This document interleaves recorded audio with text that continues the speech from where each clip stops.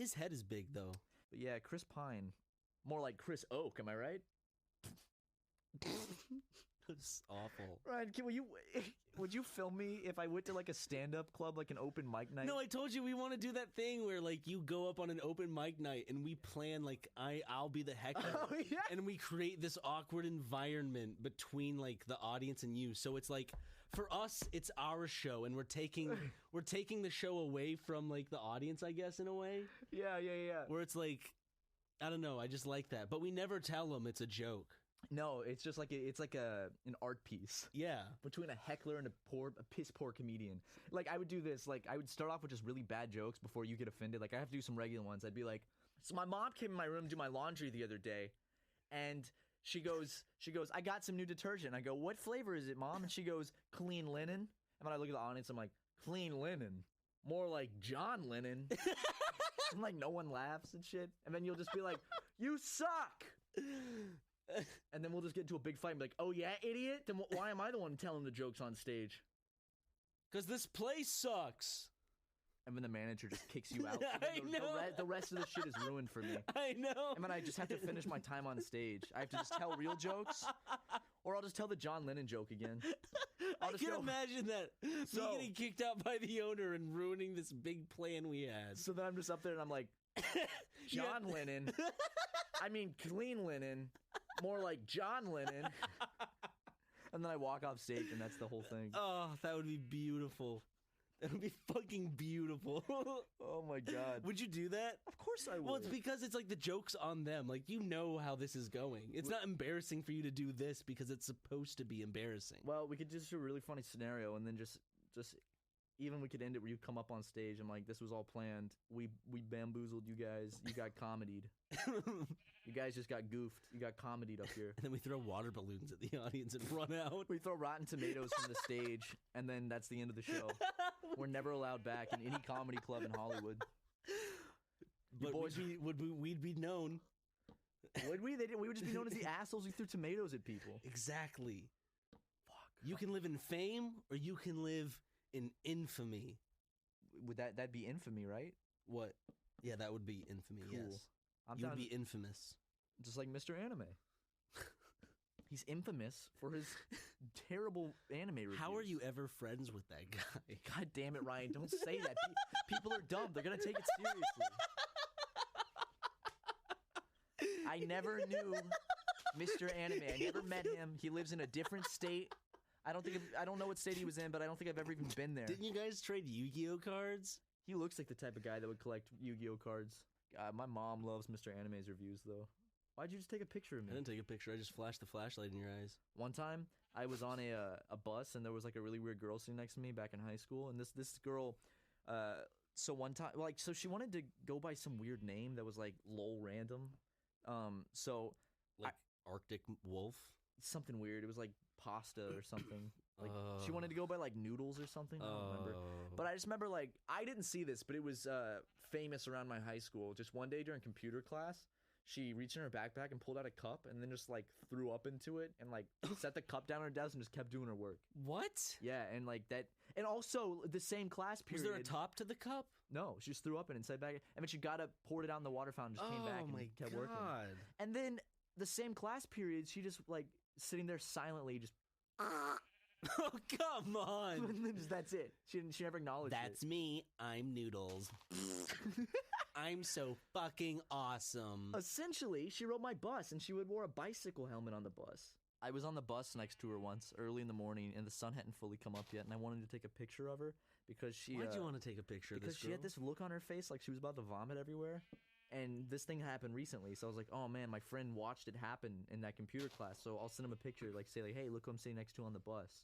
And I go to take a picture, dim bus, and I accidentally have my flash on, so I flash the camera right in her face. I say that's like even though I don't believe in it, that's karma. For what?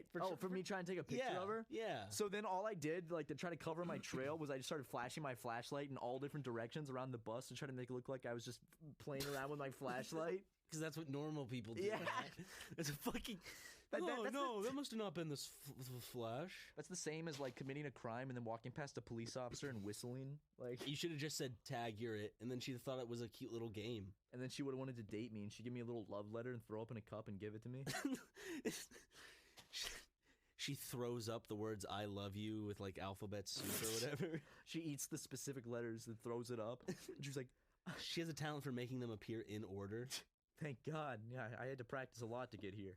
This one's for you, noodles or pasta or whatever you went by. I don't remember. I don't think I ever even talked to you. Here's to you, Parmesan.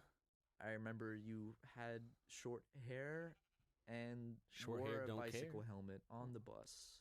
But So, not off the bus. I think it's because she biked to the bus stop, so she would just put her helmet on like way ahead of time. Huh. She was prepared. She came prepared. That's why she brought the cup to class, and that's why she wore a bicycle helmet on the bus. She was just ready to get home. She's like, I just remember my fucking bus driver from high school, dude.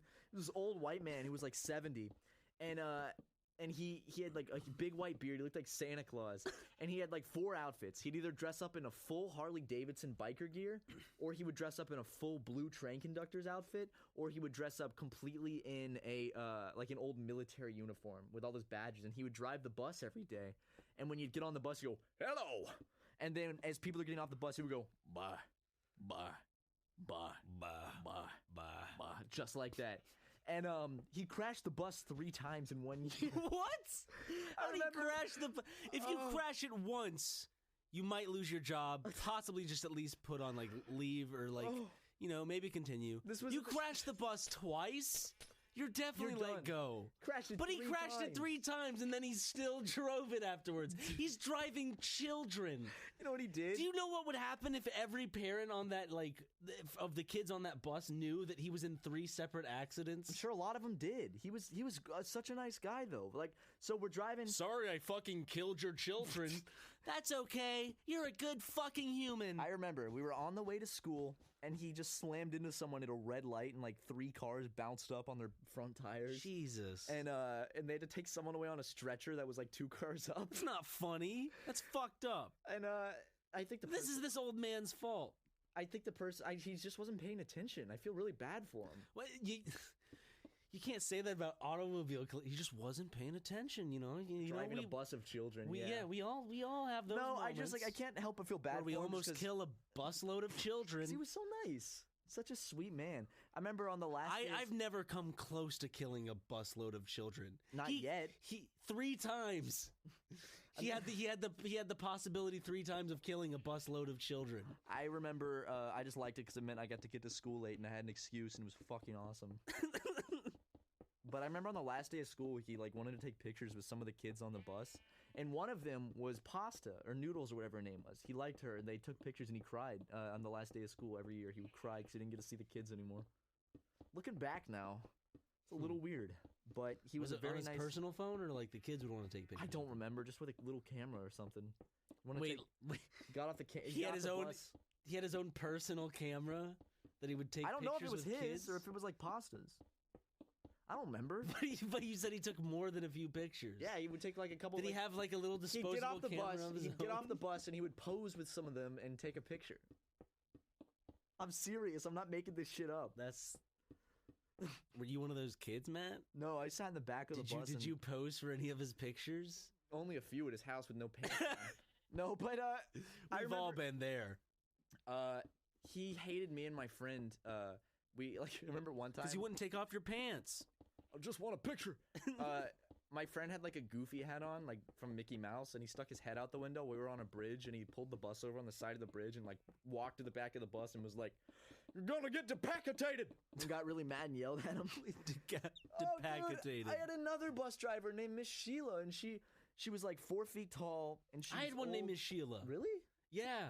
That's crazy. She was like stereotypical attitude bus driver woman. I had one of those, but Miss Sheila was nice. She was this old lady, and the only clothes she would wear would be these like cheesy Christian like lines. One of them had 2 drumsticks, and it had the Kiss font from the Kiss logo, and it said "Stick with Jesus." And she had a couple other ones like that that had to do with like Jesus puns. But I remember she'd drive the bus, and as soon as she smelled like perfume or something, she'd start hacking her lungs up and screaming like, "Shut it!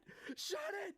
Because apparently she was in a chemical fire, so now her lungs are fucked up, and if she smells perfume, she starts dying. And I just remember someone opened up a banana once, and she was like, oh, shut it! Shut the perfume! And they're like, it's a banana!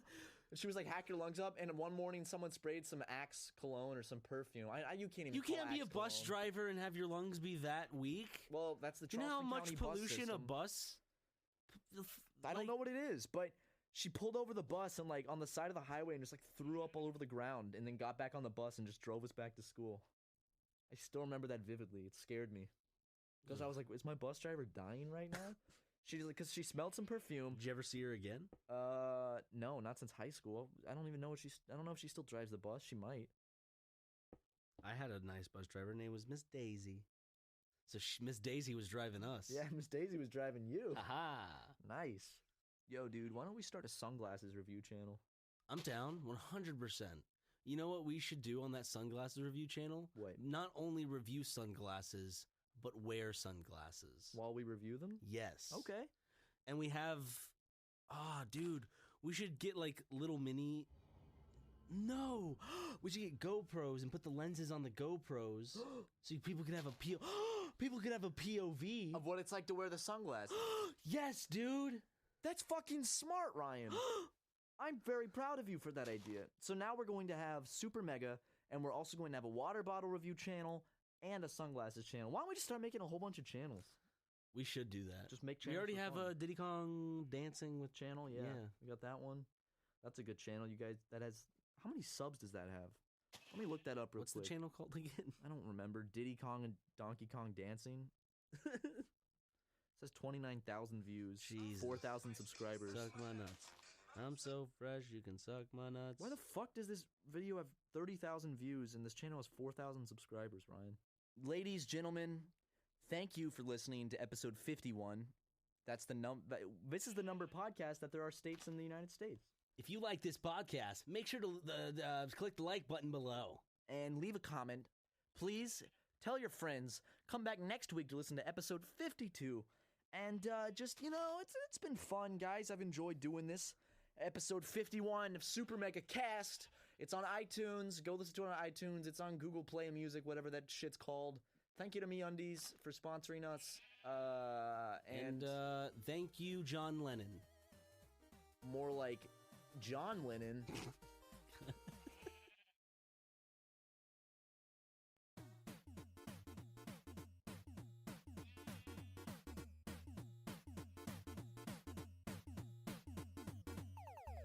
Welcome to episode 52 of the 52? podcast. 52? Is that how many cards are in a deck? Is it? 52 pickup. Yeah, my dad, I was at a cabin once, and my dad said, hey, you want to play 52 pickup? And I said, yeah, sure, Dad. And he threw all 52 cards on the ground and said, 52 pickup. I was just so mad.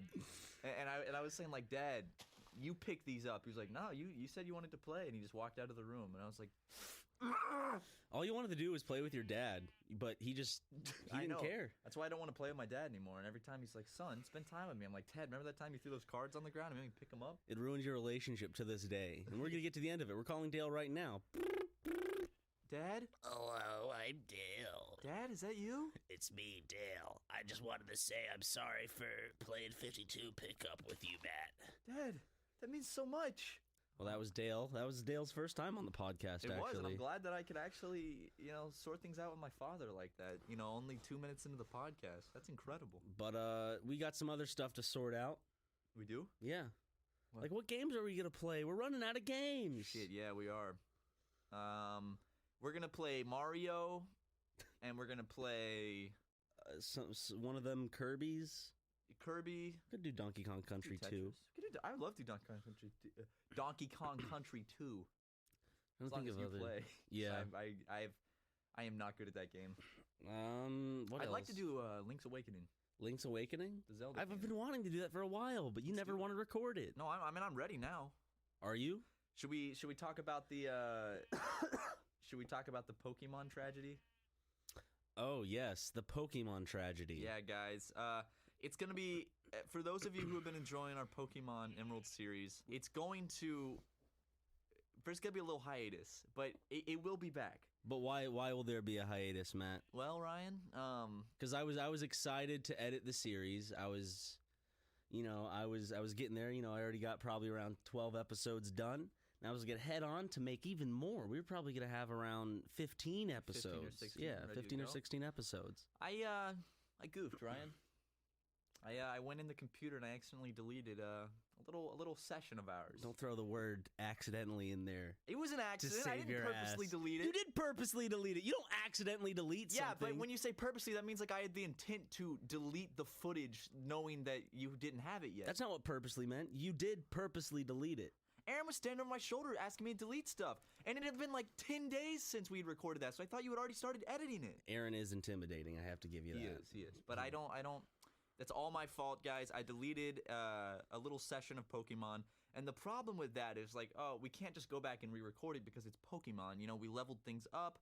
We evolved things in You that forgot session. the main thing that we actually did. We legitimately...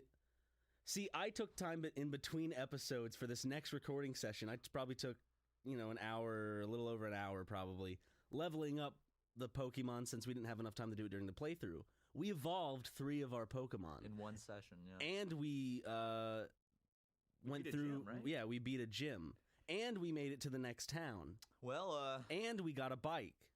so now there's the only options left are we can either reset the game, try to get all the same Pokemon, name them the same thing, and get back to the same point, or possibly, I don't know, maybe people in the comments can help us out with this. Maybe there's a way we can use an emulator and get one of those like ROM hack things and just give ourselves the same Pokemon with the same names and continue from the last episode that's on YouTube. The problem with that I've heard is that sometimes then the game could just fuck up at some point But if during it the fucks up, playthrough. can we just make a new ROM with the Pokemon from when it fucked up?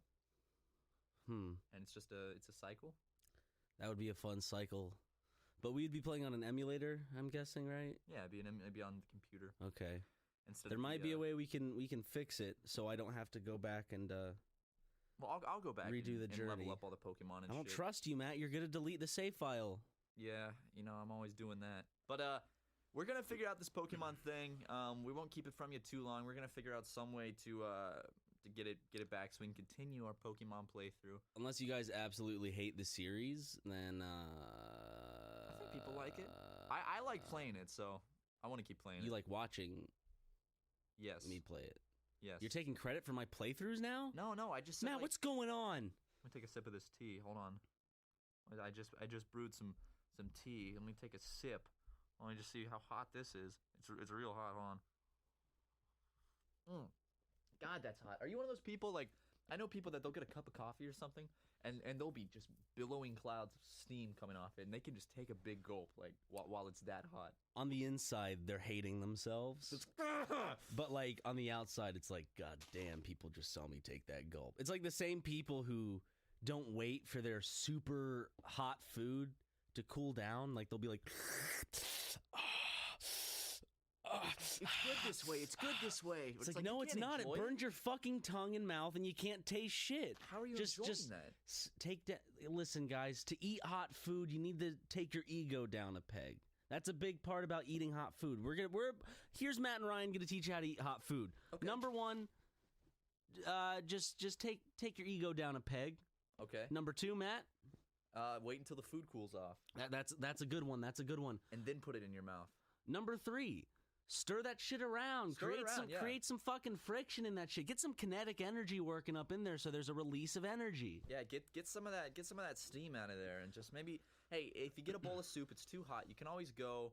I used to do this. I'd open up the freezer. I'd stick my bowl of soup in the freezer for about 3-4 minutes. Pull it out. It's good to go. Or if you're not at your home and you're at a restaurant, what you can do is if they do have flavorings that you can add to make your soup stronger or your broth stronger, what you can do is take ice from your water. Yes. Put that in the soup. Put just do like a ice cube at a time to see how it cools down. You don't want to water it down too much. If you cool it down and water it down too much, it's a bad idea. But I think 1 ice cube to 2 should be enough. Yeah, and you then don't can want just that. add more flavoring to bring it. I mean, it's like you have more soup than when you first started. Exactly. And when you're not, see, it's important to eat warm soup. Yeah, it's got to be warm. It's got to be warm, but not. I'd even say hot. It's good to eat hot soup, but not burning hot soup. Exactly. You don't want to cause pain in your mouth. So there you go. To all those people wondering, why am I not enjoying eating this Really hot food. beverage?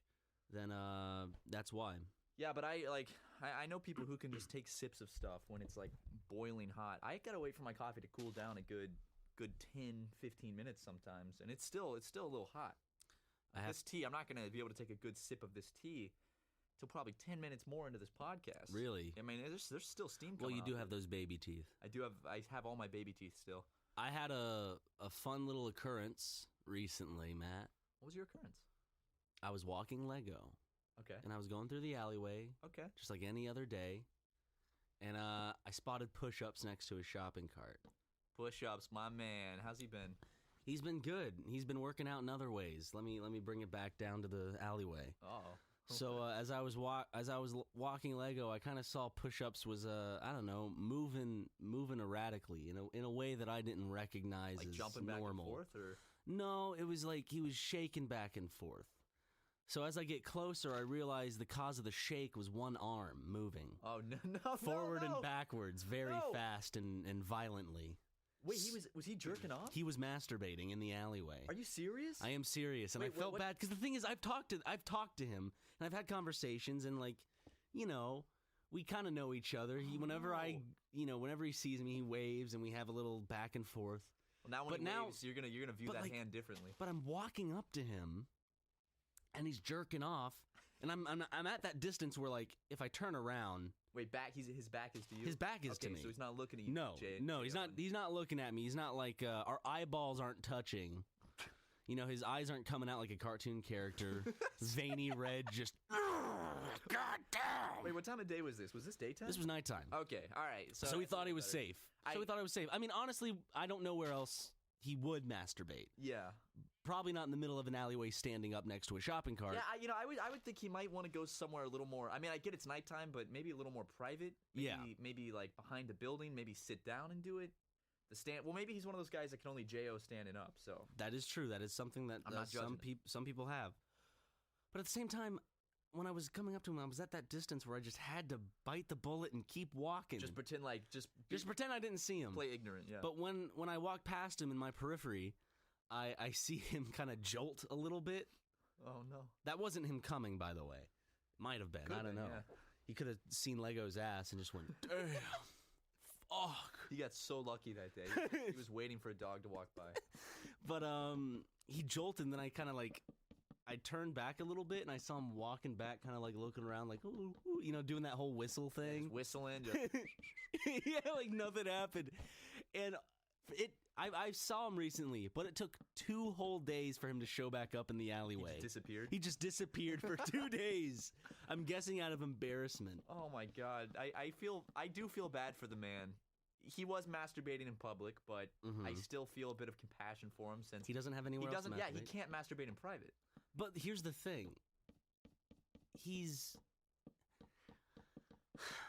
There are better areas to masturbate in public. You know, right? I can't defend the man too hard. There's He was that like It was in the alleyway. It wasn't like off to the side in the alley. It wasn't like off in a little nook. It was on the leftmost side of the alleyway. for masturbating in public, he could have been a little more private. Like I get that he doesn't have a private place to go masturbate, but he could have done it a little more privately. Yes.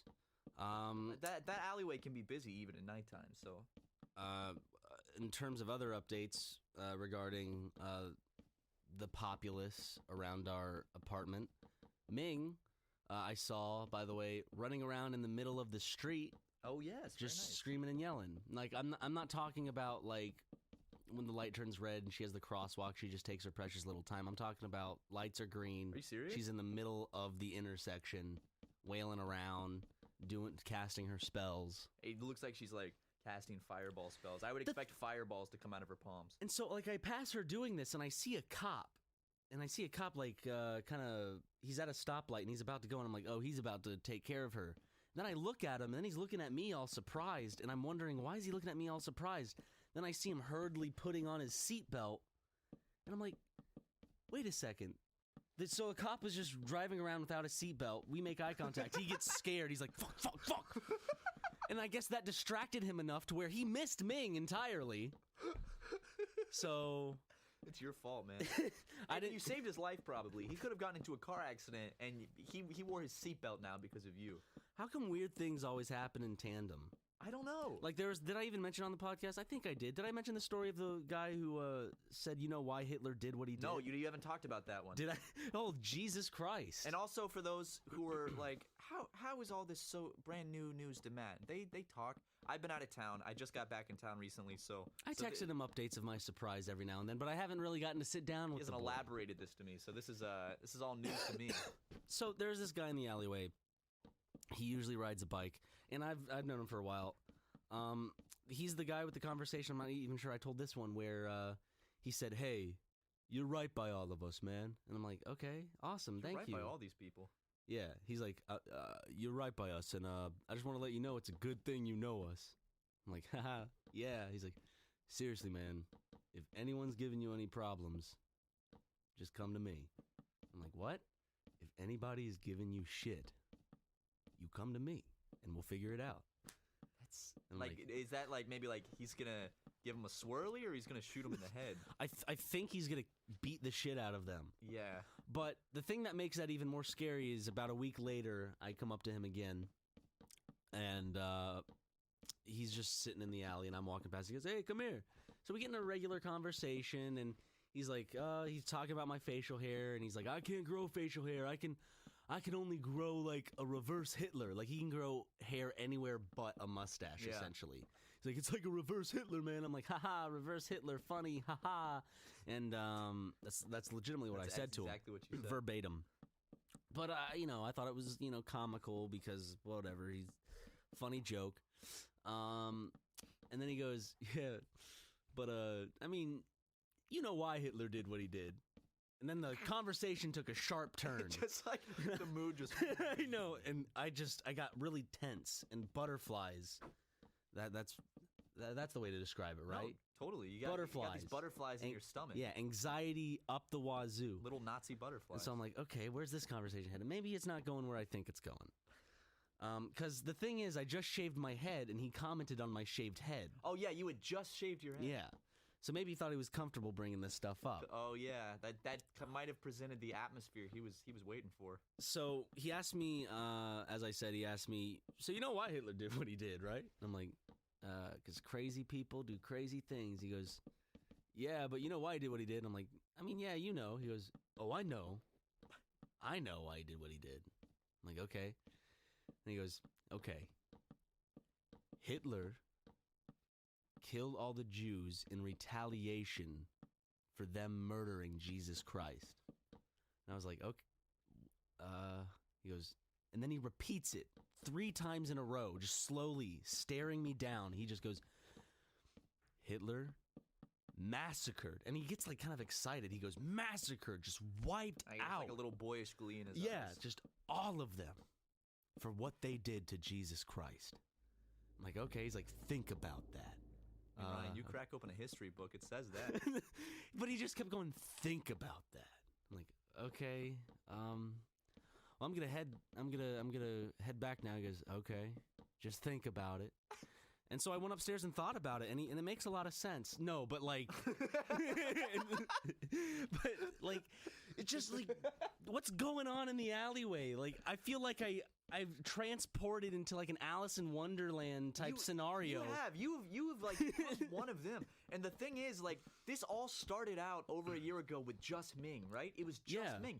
And before that, it was just an empty alleyway, a very nice, clean alleyway. Ming appears. She comes into existence somehow from another dimension. And then all of a sudden, it's like this portal has opened, and every now and then someone new crawls through the portal. We got push-ups. We got bike. I'm just calling them bike or bikes. I don't know his name. I don't know.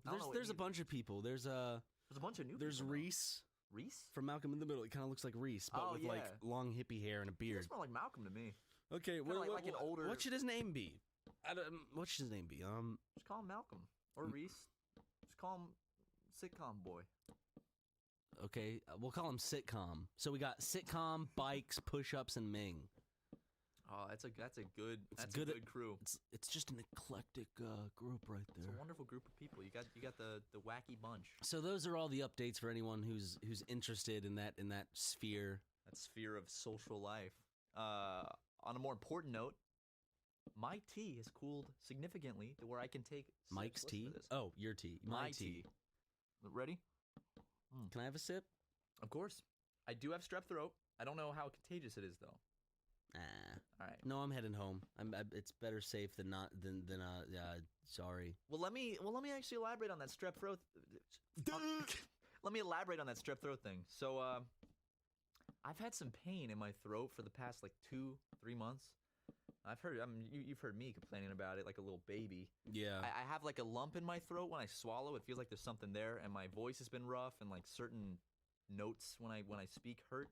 So I went to the doctor when I was back home, and they're like, "Well, we need to look at your throat." So I had to go in. You know what they had to do, Ryan? I had to sit in a chair, in a doctor's chair, and they had to take a really long. It looked like something you'd use to like fix the oil in a car. Is this like did this feel like a horror movie? It did. Like an alien abduction scene? I hated it. They have a very long like camera tube that they stick up my nose and it goes down my throat while I'm awake, completely awake. I just have to sit there while. Jesus. Oh, wait a second. Is it kind of like I get that same feeling. Do you remember in the dentist's office when they have to take that X-ray picture of your teeth and they stick that thing, like they stick the thing in your teeth and they stick the thing, like they put the like condom wrapper on top of the whatever it is and stick it down your throat. And it's like and like it's just almost hitting your uvula. Yeah, it's kind of like that, but it's different just because it's going all the way up your nose, around and down your throat, and then he looks through a little camera and like looks, and he was telling me to make different sounds with my vocal cords, like to say different vowels. So I had to, I sat there perfectly still. My eyes are watering because it's like a response, but finally he pulls it out and he was like, "Yeah, your vocal cords are really burnt from acid reflux because my acid reflux has been so terrible." Not from smoking all those cigars? All those cigars. I did smoke a cigar while I was home. Why? Because my brother-in-law and my dad wanted to smoke one, so I smoked one with them. They're so gross to me. They're pretty gross. Coming from the guy who smokes cigarettes. So you're not actually inhaling it, but it's just my acid reflux has like gotten up into this area of my throat, which means it's burned my vocal cords, which is why it hurts to record. So I got Prilosec, which is awesome. I've been taking it. The moment I took that first pill, I've not had acid reflux once in my life. It's one of those things like I didn't realize how bad my acid reflux was until I started taking this medicine and like lived without acid reflux. It's one of the rare circumstances where there legitimately is a magic pill to solve your problem. It really did solve my problem. Because with other medication, I feel like most of the time it works in the way of like, oh, I'm feeling better, but it does it slowly, so you don't know whether it's placebo or actually working. This is actually like a magic pill that's solving all your problems. So guys, if you have acid reflux and it kills you real bad, go get Prilosec. I see why Larry the Cable Guy, why he's the spokesperson for this medicine, because it's fucking amazing. It's a beautiful little purple pill. And then at the same time, I also have strep throat somehow. I don't know how I have strep throat. They were like, oh, we tested your throat and you have some type of strep throat virus, not the regular type, but some other type you've had for a couple months. So here's some penicillin to get rid of that. So I'm mad at you, Matt. Wait, why are you mad? I just realized it. Why? Because for like a week straight, you were saying we're gonna see Baby Driver. You know how many times I've seen it? How many times have you seen Baby Driver? I've seen it 3 times. You've seen it 3 times? How many times have you seen it, Matt? I've seen it 0 times. Exactly. Fucking watch that film. It's fun. Well, the thing is, I've seen it 3 times, not to be like, the first time I saw it with a group. Second time I saw it, I went to go see it by myself just to kind of get my feelings really grounded, because I was going to record a podcast with I did record a podcast with Barry and Chad. It's the 4th episode of the G Club. Go check that out if you want. And the 3rd time I saw it, I went to go see it with Ding Dong and Julian. Nice. Yeah, so so I really did want to see it, but it came out right before, it was that week I was about to go out of town for a week, so I was like under the gun to get a bunch of stuff done. And then when I was in Charleston, I just didn't get the chance to.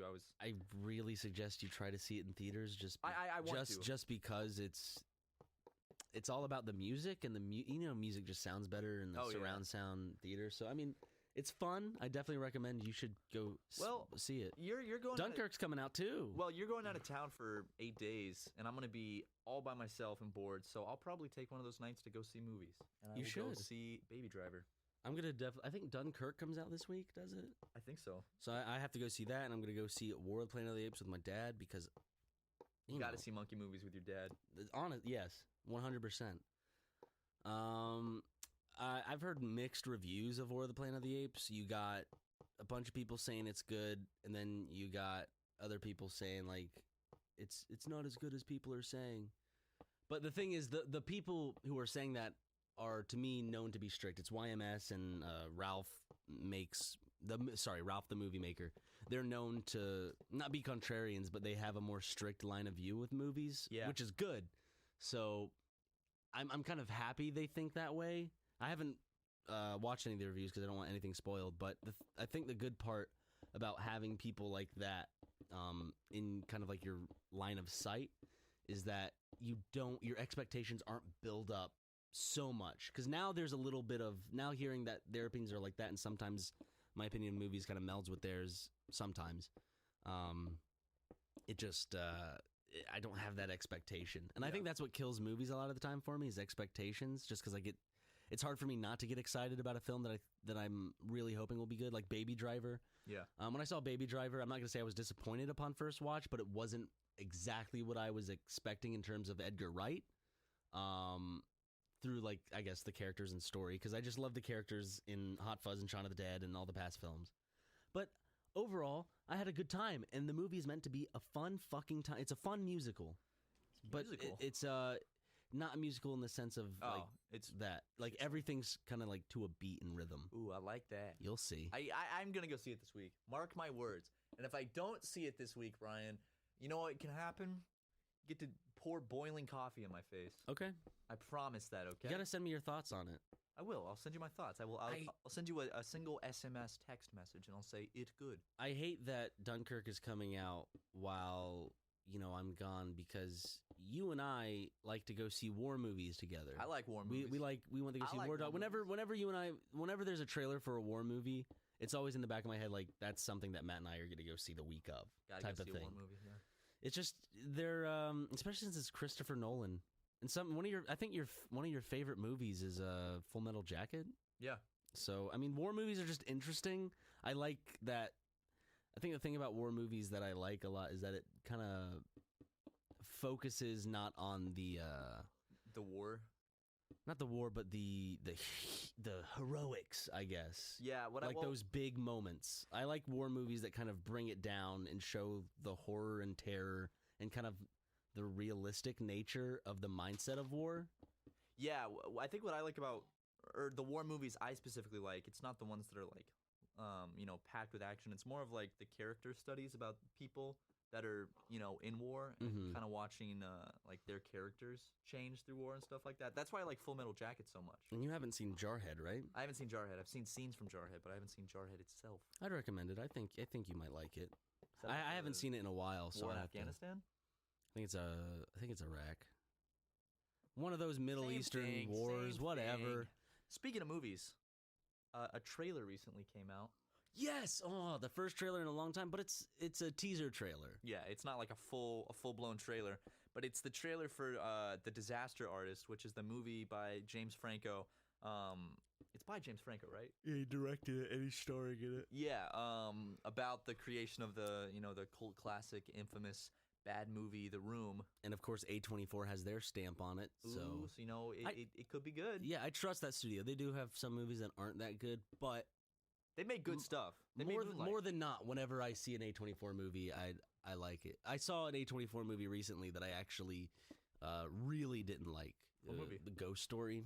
Ghost Story? With Rooney Mara and what the fuck is it? Casey Affleck. I saw the trailer for that. Would you believe me if I told you there was a...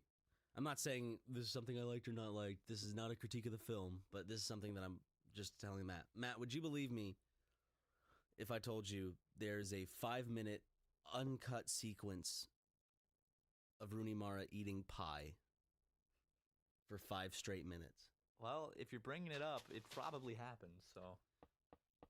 Does she say anything? No. Why? Why is that in the movie? Because it's like to show her. Yeah, the movie was very conflicting with its artisticness and with, I guess, the writer or director really ham-fisting the themes, which doesn't blend well together. Yeah, I think when you're trying it was kind of like some of the movie felt, I'll let you develop your own ideas from what's going on here, I guess. Oh, or yeah. I'm going to do things in a simple way. Like, he doesn't give us, like, a bunch of scenes with characters to introduce them. He gives us long takes of the characters to introduce them as people, as regular people, which is fine, blah, blah, blah. But then, in the middle of the movie, he has this one character just, in a 10-minute sequence, explain the direct themes of the film and explain what is trying to be told in the movie.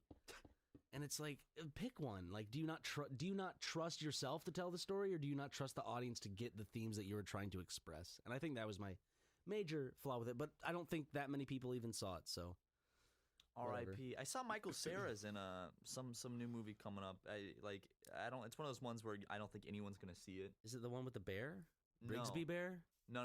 It's You know which one I'm talking about, Brigsby Bear, right? no. That's one of the independent film. Never mind. Michael Cera. I know what you're talking about. He has in some, goofy hair. Yeah, he's in some new independent movie where he plays some reporter or something. And I watched the trailer, and from the trailer, I couldn't get a read on what the movie's actually about. Yeah. It just kind of looks like one of those a bunch of people movies. It's got a bunch of people in it. A bunch of people movies. Yeah, where it's like This Is the End. Is Yeah. that like in a bunch of people movie? It doesn't look like it has one central plot. It looks like it's just a bunch of different people living life or something. One of those Okay. movies. So like slice of life or Yeah, kinda. slice of group. I don't know if there's character study and then there's like group study. Yeah, I don't even remember what it was called though. I just watched the trailer last night. Speaking of last night, you know what I did? Nothing. Absolutely accurate. But what did you actually do last night? I got furious at my cat at 4 a.m. Why was this? So it's like he'll be in my room and the door will be shut and he'll want to go out in the living room, play around, frolic, do what cats do in the middle of the night. So he'll start trying to open my door with his paws, which makes a very loud sound because it shakes the door on its hinges. And I'm like, stop. And it wakes me up. And I didn't get to sleep until a little later last night. Wasn't feeling too good. Go to sleep, wake up, and he's trying to open the door. So I get up, I turn on the lights, and I'm like, Banana, get out of there. Go, get. I'm real mad at him because he woke me up. I get back in bed, turn off the lights. 5 seconds later, doing the same thing again. This went on for 20 minutes. I kept getting up, yelling at him, throwing things across the room at him. Like, Banana, stop! And I'm throwing shit at him. Finally, I get boxes. I have some boxes in my room. I stack them against the door so he can't do that. And he just starts going up and scratching on the boxes or rolling around on top of the boxes, making noise. And I'm like, Banana! So I got a broomstick and I chased him around my room a little bit. And finally he stopped. Wait, and- what? At 4 a.m. you're chasing your cat around with I a broomstick? can't believe you didn't hear me, dude. I was so loud. I was fast asleep. Well, I got to bed. This must have happened right when I got to bed. So I think I was probably When did you go to bed? I went to bed probably around 3 something. This was So I remember looking at my clock. It was 4:12 a.m. when this was going on. I definitely got to bed around 3 something. So I was definitely in REM sleep while this was going on. So nothing was bothering me then. Deep REM sleep. Yeah, REM, like my initials. Haha. Ryan. Oh, I never realized. Like the band too. Like the band. I love REM. I don't even. What's a song that I would know by them? Would you believe they put a man on the moon? No, I think you probably know. It's the end of the world. That's REM. Yeah, What? that's REM. I didn't know that. They got a bunch of famous ones. And I didn't know they this did the line soundtrack to goes Chicken out- Little. Yeah. And then this one goes out to the one I love. Yes. They did that one. Okay, so I shouldn't be embarrassed to share initials with them. I should No. be like, holy shit, how can I ever live up to I love REM. their iconicness? What else does REM have? What does REM stand for? Remote Encyclopedia Management. No, it doesn't. Yeah, it does. It does. I'm not looking it up, but that's not what it stands for. Yes, it does. Look it up. No. Ryan. Stands Yes. for Ryan Elias McGee. Elias. You have ass in your name.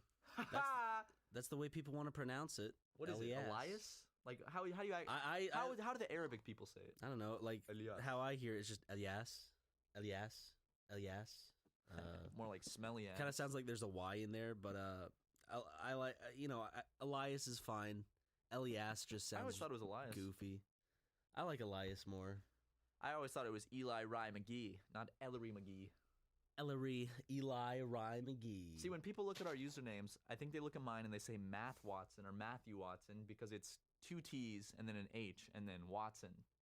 because my middle name starts with H, so it's Matt H. Watson, but people see Math Watson. That's why I wish my handle wasn't that. And then yours, people look at it and they're probably like, Ellery McGee? With my username, like, I get the feeling that it comes off as kind of like a girl's username because the brain kind of squishes the E. I don't know. It looks like Emily McGee. Like, I could at see first that. glance, I could picture people seeing that. You should change your Twitter handle to put just put the little male sex symbol emoji by your name.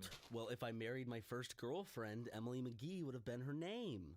Segue, Ryan. Let's get on this segue with me. Okay. Well, it's not. It's oh, this kind is a smaller segue than usual, I man. know, I'm not sure I can fit on it. I really want to get on like an actual sleep schedule. My life has been without a sleep schedule for like 2.5 years now. I can live without a sleeping schedule. For me, it's more of like a dietary discipline schedule thing, I guess. For feeling good? For feeling good, yeah, because like sometimes I eat when I don't need to, and then I don't eat when I don't need to. I think for me it's a mix of both, but I really I need to don't get, eat when I need to, yeah. Yeah. It's like I feel like I would just be I'd feel so much better if I got on a real sleeping schedule, because it's like it's getting to the point now where I've been off a sleep schedule so long and I just kind of sleep whenever. Like I'll take naps or I'll go to bed like 6 hours apart from one night or the other, and then I never wake up when I'm supposed to. I wake up at the wrong time, and it's like if I got on a nice nocturnal pattern, maybe my body would not feel so damn tired all the time. And if I change my diet. I just can't I don't think I'll be able to like develop a good sleep pattern just because I love the nighttime too much, and I try to I literally squeeze all I can out of it, where I go to bed. I try to get to bed, of course, before the sun comes up. And sometimes I'm just tired and I do that. But I love nighttime. I love it too. It's like, but what I really love is morning time. I love the morning, like early morning. I never get to experience it, so maybe I could start trading out some nighttime for some morning time. It feels good early in the morning, like when you wake. Like remember, I used to wake up probably around like 8. Yeah, I used to wake up way before me. And I would have hours before we'd even head out, and I just like it would be a whole section of a day, and I'd be like, holy shit, this is something that I'd usually sleep through. Because also, I think one of the reasons like it's so hard for me to gain weight because I sleep through when I would normally eat breakfast, and if I skip breakfast, I'm not hungry for the rest of the day. I don't know why. I'm not hungry for lunch, and I'm not that hungry for dinner, and then I get really hungry at like 2 a.m. So it like throws everything off. And if I'm skipping breakfast, then I'm not getting that energy I need to record these funny podcasts. I had breakfast a little bit ago. I had a banana and I put some peanut butter on it because I thought I would try something new, and it was actually delicious. I think banana. Ugh. Wrong pet. I think Lego would actually like that because apparently on his thing it says he likes bananas. Like when I adopted him, they said he really likes bananas. So if I don't know, that's why bananas and that's why peanut he butter? likes my cat so much. I need to get him a Kong. I need to get him more toys. He always a Kong. What's a Kong? The little like poop shaped things that you stuff treats into. Oh yeah, those. But essentially, he just destroys all the toys I get him. So instead of getting him regular dog toys, I'm gonna need to get him like rope and shit. Yeah, stuff that he can't really get the stuffing out of and all that. I'm trying to figure out like what I can do to make banana. So he's gotten into this habit where like he starts meowing a lot because he wants to get out of my room in the middle of the night, and I don't let him out because I know that he goes and messes with your door, or like he'll knock stuff over and be loud. So I try to keep him in my room, but he'll want to go out, so he'll do this thing where he just tries to get my attention. He'll go like rapid fire meows. Oh, I know, like one after the other. Like when you're gone and I come home, and he's like hungry or no, he just wants attention. He's like,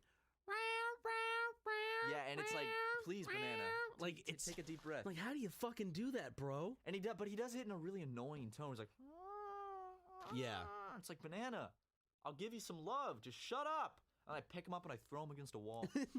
I'm just kidding. I love my cat so much. I would never do such a thing. Oh, by the way, I came up with a revelation of why I did. I don't know. I finally put it into words or thought of why I dislike the Paul brothers, because they're a big thing. A lot of people dislike them. They're pretty big right now, yeah. But I watch stuff with them, and I watch music videos. You're always watching that stuff in your room. I hear you watching the Paul brothers and just laughing up. Oh yeah, laughing up a storm. That's me. I love the Paul brothers. But so like I watched one of their music videos, and I kind of like watched an interview with them, and I looked through a bit of like a movie that Jake starred in. Like I wanted to get a feel for who these people are, I guess, because it was late at night and I was curious, and so I came to the conclusion that the reason that I dislike them so much is because they are proof that those assholes that give everyone, like the teachers or the student body, such a hard time in high school, it's proof that they just make it out and they can continue being the like kind of just shithead that they are. Mr. Hotshot. Yeah, and they're always going to be like that. And they never... And now they have millions of dollars, both. Too. Yeah. And it's like they don't have that self-corrective point in their life where they need to like grow up and Yeah. and be like a normal person that's not a complete asshole to everyone. But it's just all about like, I guess, bragging and it It's just... all about them. One music video kind of like it's called like Rise of the Pauls or whatever. It is one of the worst things I've ever seen. Yeah, and like oh god, they made a video about like their own rise. Yeah. But you know that they're like Jacob Sartorius. No one's gonna remember them in 3 years. they're Like still making a shit ton of money. And that's the thing, that they don't see that and they don't care. They just want to be making money. They just want to be doing, you know, whatever they're doing. And here's the thing, you know, I don't have a problem with them making the content they make, you know, blah, blah, blah. I shouldn't have a problem with them because they're technically not doing anything wrong, I guess, morally, besides, I don't know, being jackasses. Yeah. Of course, Jake or whatever takes down videos. Yeah, when people like make fun of him or parody him or anything. Yeah. But overall, I guess I'm confused by like the millions of people that watch their content And actually get real enjoyment out of it. because it makes me feel like maybe I'm the one that's just not getting it. No, You know what I think, mean? like, Because like a majority of people watch that shit and millions of people watch that shit, and it's not just people making fun of it. Sure, a lot of views come from the people that, you know, make fun of it and they channel traffic over to them. But if that's entertainment, that's what most people want, and that's the general consensus. Are we in the wrong when it comes to like what's what is, I guess, funny? No, what's good and what's what's Well, I good, think- because then it's just personal preference, right? yeah, that's all it comes down to is personal preference. It's just so crazy because okay, I kind of want to show you this video, The rise of the Pauls. The Rise of the Pauls, mainly because you can tell that they're not good at lip syncing. Like, I gotta show you, dude. All right, let me see I gotta this. pull this up. You gotta see what I'm talking about. Let me see this thing. Jake Paul has that thing when he lip syncs where like he has his like mouth kind of ready to say the word, or like he doesn't, and then when the word happens, he like overcompensates. and things like that. Yeah. Oh, he is so bad at lip syncing. Just wait. But like they think they're cool. They think they're the fucking coolest. Wait, people. what is that? If you see the Geek Squad thing in the background, why is that there? They had Best Buy. Oh, who's this lady? Just a random hot lady. Is that iJustine? God, if I walked in on my like my kid watching Jake or Logan Paul, I'd probably grab them by their shirt collar and slap them until they passed out. I guess at the end of the day, all I can say is Jake and Logan Paul are assholes, and the world is not fair. But that's the thing; they're a flash in the pan. They're gonna be gone after a while. You think? They're not gonna be popular? We're more of a flash of a pan than them. Look at our channel size compared to theirs. I know, like, don't compare. No, size. I don't think channel size has anything to do with that. I'm talking about just like people that genuinely, you know, like care about them. They're famous. They're big because they're in your face. They're assholes. They brag, and they're fit. It's like they're just like Jacob Sartorius.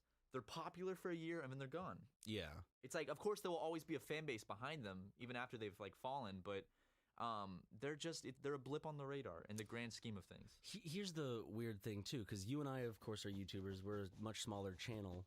But what are your thoughts on just kind of like, I guess, talking like we are right now about other YouTubers? Well, Like, do you feel like it's... I don't like bashing other YouTubers and stuff. Because I guess everyone's got a different style on this. But like, I think it's different when it's people like Jake and Logan Paul who are openly in your face, bragging and being assholes. They kind of open themselves up to it. Yeah. But maybe, I mean, honestly, maybe that's what they're capitalizing on, too. I think, of course, that's what they're Like, capitalizing on. They know that that's what gets people watching. They know that that's what is going to get people... Because I think they're one of those people that ride on the hate because so many people hate them. Yeah. That it's like, well, you hate me, which means you're going to talk about me, which is going to get me more views, which gets me more money. So I'm going to keep doing things to get you riled up. I mean, and it works. Because it's a good marketing. It's a great marketing tactic. What they're doing is wonderful. Wait, Yeah, whoa, let me quote you on that. No. What they're doing is wonderful. no. Like the way they're doing it is honestly very. I'm not gonna say smart, but it works. Yeah, it works as you tremendously. can see by the view counter right there. 31 million views. Well, This they came out last month. They came from Vine. They made horrible Vines before this, and now they pay people a lot of money to make their these videos, make these music videos for them. There's that kind of thing in me as a creator that is like, I'm not talking about why isn't my content being recognized, but there's a bunch of content that I see at YouTube that I see on YouTube every day that doesn't get a fraction of the views. That more talent and love and just everything is poured into it. Passion is poured into it. Then this shit is not. They don't have a passion for rapping.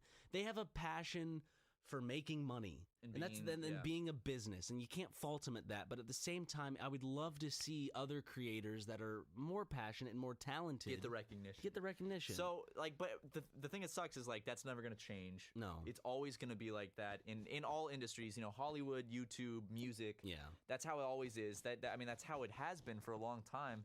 And I guess, you know, it's not fair. Of course, it's not fair. And you get upset when you see that. So I guess all I can do with the platform that I have is encourage people listening to support smaller channels and smaller people that you can see pour passion into their work. Like when you, like, I don't know, read, it makes me want to share videos that I see on Facebook. Yeah. Like I was always like, I don't want to share this because, you know, people will comment, yes, daddy likes on it and all that bullshit. But but I think at least, here's the thing. Yeah, shitty people will comment cancerously on stuff that you don't want. But do you think the eyes that it does hit of you sharing it, that kind of I think that's more important. That's more important, even though and then I always have to backtrack. It's not like, you know, when you and I share something it's gonna become big or whatever, but it's just content that I wish people would watch more. Well, I don't share that much stuff like serious music and stuff on Twitter, and when I do, it's because it's something I really like, and I want more people to see it. Yeah, it's got, like, you know, I listen to a lot of music and stuff, but there's certain things I just want, like I say, hey, I would like this, and I want more people to like this and more people to see this. So, but that's why, you know, you should always go out and support smaller channels. You know, small people that have Patreons that put a lot of work into it. If you just got an extra little amount a month, you can donate to people like that. I think that makes a big difference to people that pour their hearts and souls into creating things. But Ryan, are you ready to close the book on Logan and Jake Paul and never mention them again? Yes. Let's both put a hand on this book and just slam it shut. It's shut now. That is the book of the Pauls. Let's throw that one in the incinerator. They're gonna continue doing what they're doing. We're gonna continue doing what we do. Yeah. We're gonna enjoy it. Anyway, let me move on to, you know, what everyone loves: video games. Video games. Splatoon 2 is about to drop. Fuck. What? You just made me realize. What did I realize? I'm not going to be able to play Splatoon 2. You're going to be in South Carolina for when a whole it gets here. fucking week. Damn, that sucks. I'm sorry. You're going to be tired of it. You're not going to play anymore by the time you get it. Yeah, it's true. Splatoon is fucking fun. I'm not going to get tired of Splatoon. I'm mainly excited for Splatoon 2 just for the salmon, whatever it is called. What is that? I played that at E3. The salmon wave. Salmon, what's it called? The mode where it's like the boss rush. It's very fun. You know, me and my co-op wave-based modes. It was my favorite. I played at E3 with two random guys, and then some Nintendo rep. We were all on a team together. It was very fun. I am so excited for Splatoon 2. I can't even tell you when. Like it comes out. Ooh, 21st. So soon, Isn't baby. it the 21st? Yeah, 21st. The day after I leave. Oh fuck! I'm gonna be busy that night and everything. Why? I might have to cancel all my plans. Oh yeah. I might just have to be like, sorry, can't do this. I might go to Comic-Con this weekend. I think I am gonna go to Comic-Con Saturday in San Diego. So if you're gonna be there, keep an eye out. And if you see me, come up and say hey. And don't cough on me because I got sick when I went to E3, and I'd like to not get sick from going to Comic-Con. Maybe I'll just wear a mask. Stick your fingers in his mouth. Please, if you see me at Comic-Con San Diego, do not stick your fingers in my mouth. Do it and say Ryan sent me. No, but in all seriousness, if you do that, I will actually be very mad at you. He will probably get security. I will be something. really. I'm not gonna get security, but If you stick your fingers in my mouth and I don't know you, I'm gonna be very mad. So please don't do that. Just that's it. That's a fair warning. It's a once in a lifetime chance, ladies and gentlemen. I might have pepper spray on me. Just I will think pepper about it. spray you. Just think about it. You know, you'll have Matt mad at you, but he won't remember you. Stick your fingers in my mouth. I'll bite. That's what. That's fair. It's Okay, fair. that is fair. Fair. You're invading fair. my personal space, so I can bite down. You know. Sorry, I'm constantly getting angry because Logan. And Yeah, take them off the screen. are up on the screen. Rip them off the screen.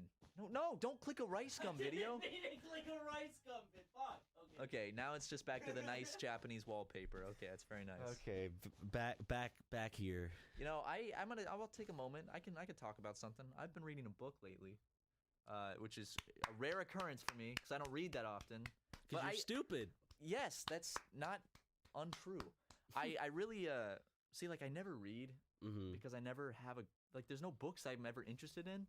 And I like reading when I have a good book, but I just never have a good book. But a couple friends recommended a book called Norwegian Wood to me, and I've been reading that. I'm like 20 pages away from the end, and I recommend it. It's very sad, it's very bizarre, but it's really good. Do you like blowjobs? I like blowjobs. Do you like receiving blowjobs? I like receiving blowjobs. That's the dialogue, isn't it? Oh yeah, I see that video. Yeah, there's blowjobs in that book, but it's that's not why I like it. It's actually a good book. So I want to get back into reading. I want to read books. It feels good, just like burning through a book. You know what I'm saying? It does. It just I think what's burnt me out is the past 3 times I've tried to start a book, I've lost interest in it, and then I'm like, and I'll be like halfway through the book, but I'm like, Yeah. I don't care.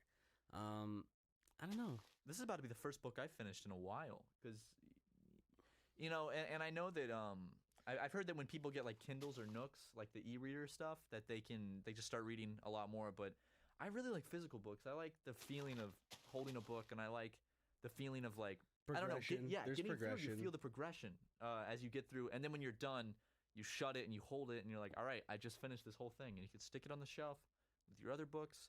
So guys, if you have any books that you think I might like, or maybe Ryan would like, why don't you recommend them in the comments, and maybe I'll look some of them up and check them out.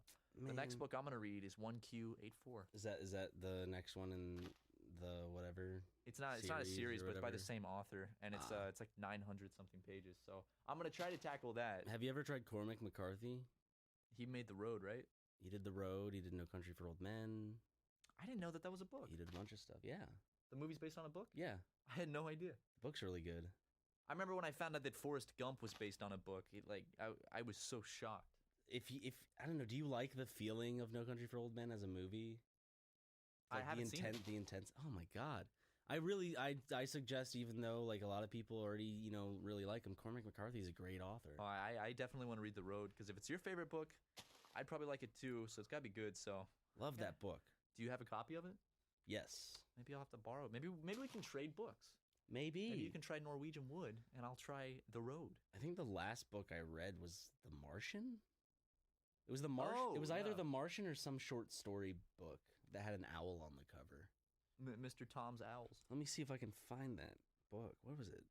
I'm gonna look up on Amazon short story novel or something. Is that what you searched to find the book in the first place? Norwegian Wood's about this this like 20-year-old guy living in Tokyo in 1969, and he meets a really interesting girl, and then he meets another interesting girl, and one of the girls is like has some mental problems, and that's all I'm gonna say.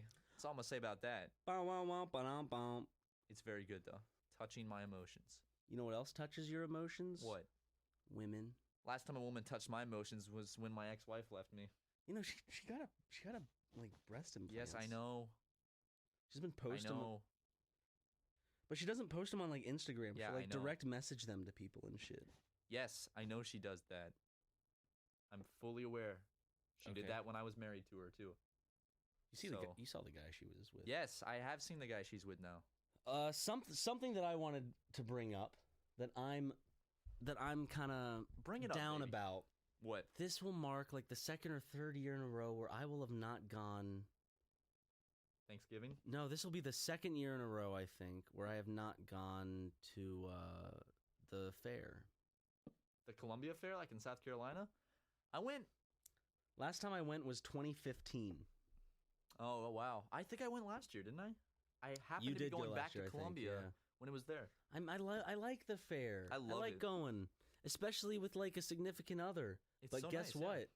There's none of those around, are there? Where are the Nope. significant others? Where are they? I'm lonely. God damn it!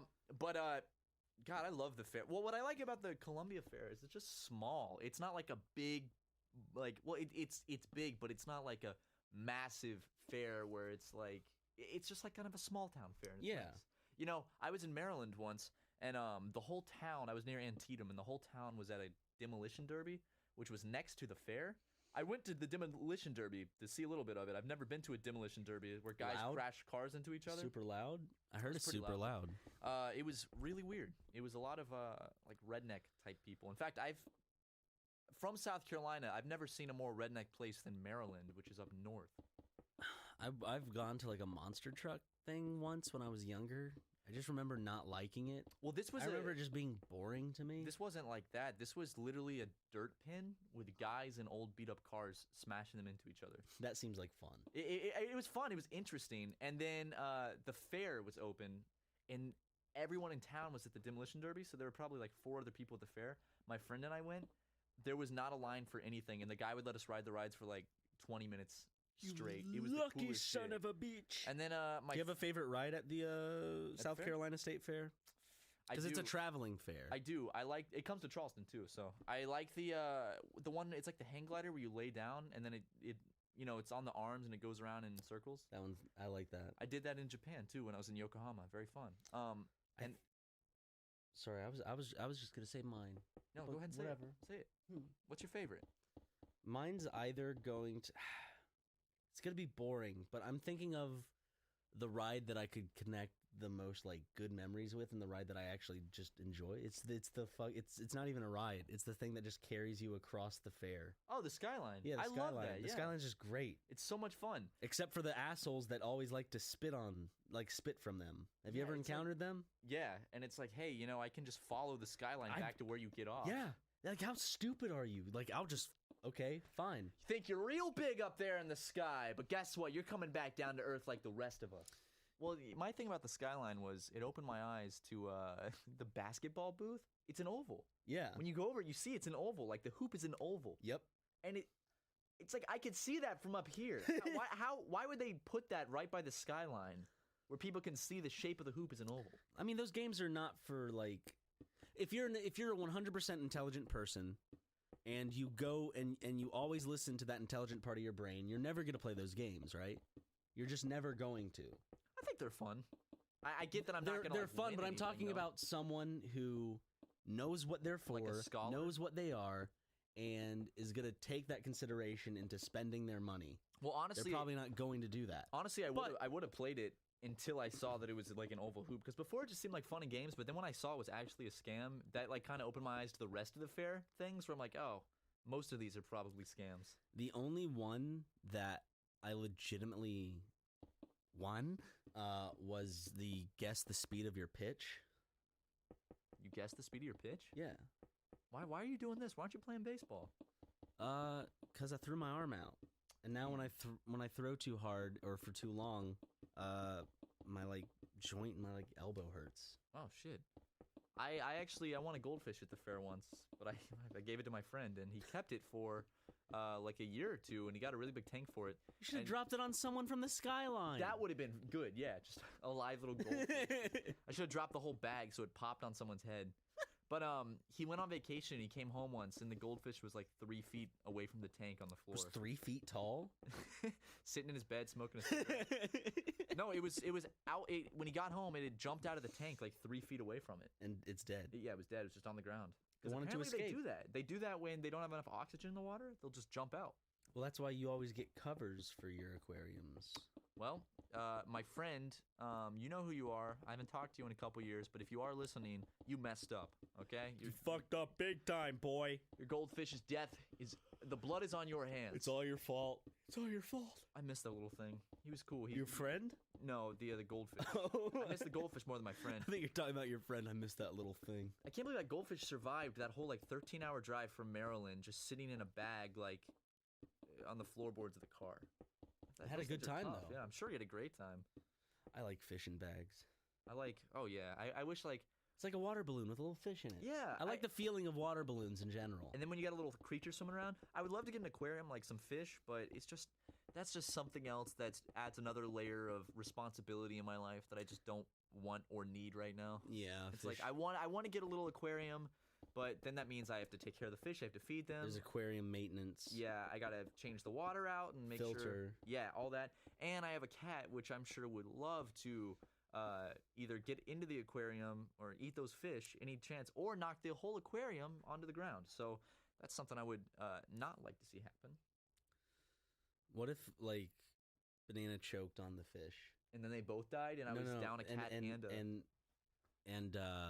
Banana died. You take him to the vet. The vet does an autopsy on your little cat. He sees the goldfish, but for some reason in that pocket of the throat, a bunch of water was there. So the goldfish is still alive. And he goes, out of this tragedy came something beautiful. Would you keep that goldfish and call it Banana? Well, it already had a name. I already had the goldfish. It's not like brand new. It is now. It's been reborn. Yeah. Through the throat of my dead cat. Like a born-again virgin, however the fuck that works. I remember going to the abstinence show or the abstinence concert, whatever you called it in church. Oh, yeah, you went to an abstinence concert. It was like a big fucking thing. You could buy them for like $50 or $60. We should go to one of those, like as grown men. I love the fact that you can be a born-again virgin. Ryan, we should do like a public, like, we should do a meetup, but instead of like a regular fan meetup where we just like meet with people, we should just put on like a pop-up concert for an abstinence concert, like a purity concert, and throw purity rings out, and then that's it. What message would that show? Yeah, that actually would not send the best message to grown men who have an audience of. Never mind. We're not gonna do that, guys. Sorry to burst your bubbles. But girls of the world ain't nothing but trouble. And that is the end of this podcast, guys. Thank you so much for listening. See you next week, episode 53. Peace. That was a bad ending. Can you do a better one? Yeah. Okay, I got one. Jack be nimble. Jack be quick. Okay. Matt. Why'd you throw it to me? I thought you had something. I'm sorry. Okay.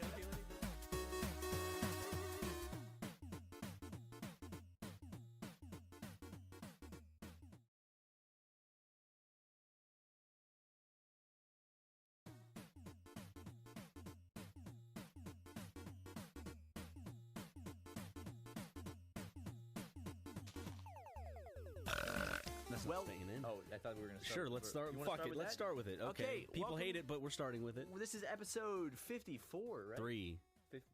53? Is it 53? Last one was a deck of cards. This one is, what's 53? What does 53 have any numeral significance? It's a deck of cards with that added white card. You know how some decks come with that. Yeah, just that extra. Why is that in there? To pad the space, I guess. I guess so it fits the box better. Maybe the boxes. At the box factory, they made them only to fit 53 cards because they didn't. Maybe there was a typo when making the boxes. You know how for 53. You know how excited I used to get, I just got a new deck of cards. because I used to go to like this daycare place. I can't even remember the place, but the only thing to entertain all of us would be if someone brought a deck of cards and we'd play just card games like blackjack and I just played War and or BS or whatever. Yeah, BS was a good one, and then there was blackjack. No. What's the one where you try to get to 21 or whatever? Oh, Dirty Mike's Fuck Shack. Yep, that's it. I know that feeling you're talking about when you get like a new deck of cards and it's like, yes, fresh cards. Because then they feel really good to shuffle and shit. Or if you collect the trading cards and you get like a pack of Pokemon cards or Yu-Gi-Oh and you open it up and the smell when you. Oh my god. My friend Christian, he's big into Magic and whenever he'd get like a new deck of a new pack of cards, he'd like open it and make me smell it and be like, smell this. Dude, when you get a new deck of cards, they just slide so easily, but then it sucked when you dropped them on the ground and that grain would. Oh, that scared the shit out of me. I'm sorry. There's a dragon dildo, and before the episode started, I stuck it to the ceiling, just not thinking about it, and it just dropped right in front of us and scared us both. Continue what you were saying about the cards. But then this dirt would get in the cards, and then it wouldn't be all smooth and all green. It doesn't have that beautiful friction that it had before. 2 podcasts in a row, both open up with Talking something about playing cards. Playing cards. Can you tell that we recorded these back to back because I'm leaving? It's going out of town, so we got a backlog podcast. Mm-hmm. They say backlog backlog Yeah. podcast. That sounds weird. Lego's going to a little doggy hotel. Is he? I don't have to take care of him? No. Oh wow. Oh, I don't know how to do his training anyway, so Yeah, I don't it's not I don't don't trust trust you me? with Lego. It's just dogs when they're trained, it's not like they're trained with everyone. Yeah. It's like the connection, I guess. you are that his master. I am his master, even though he's still kind of a bitch. You wield the whip and you crack it on the boy. Oh yeah. I hear you in your room all the time cracking a whip on him, and he's always screaming. No! Fuck you! It's funny. I do have to say, I get a good kick out of it. Yeah, cracking the whip on Lego. Yeah. I wish I just had a whip, like a big bull whip, the type that when you whip it, it just makes that. I wish I had one of those whips because that'd be so much fun just to walk around. Like I wish Like everyone an could Indiana Jones whip. Yeah.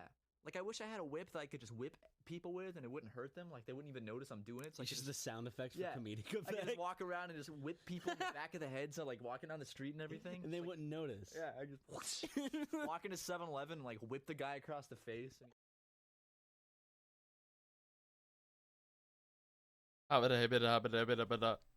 Meatball.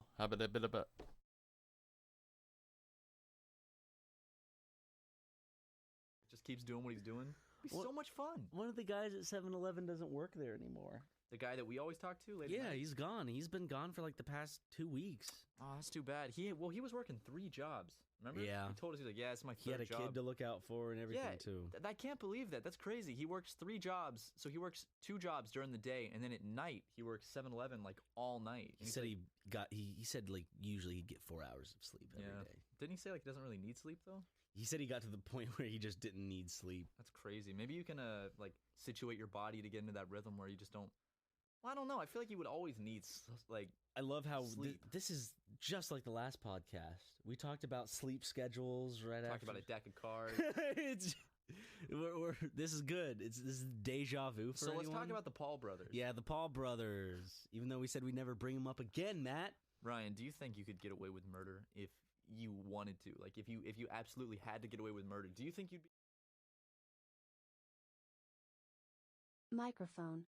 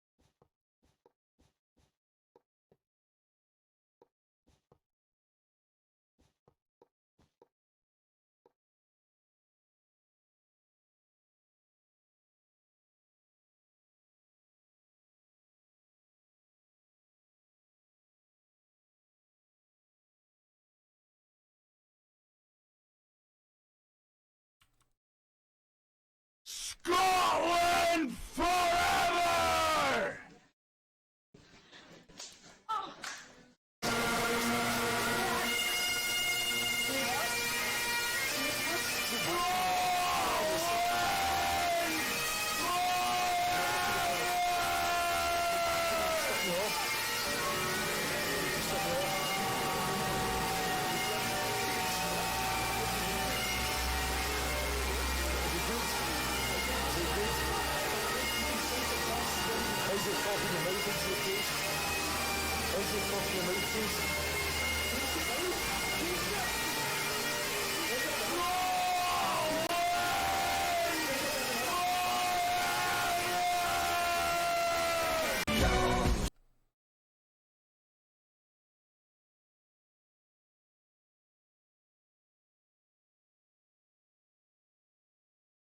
Able to do it.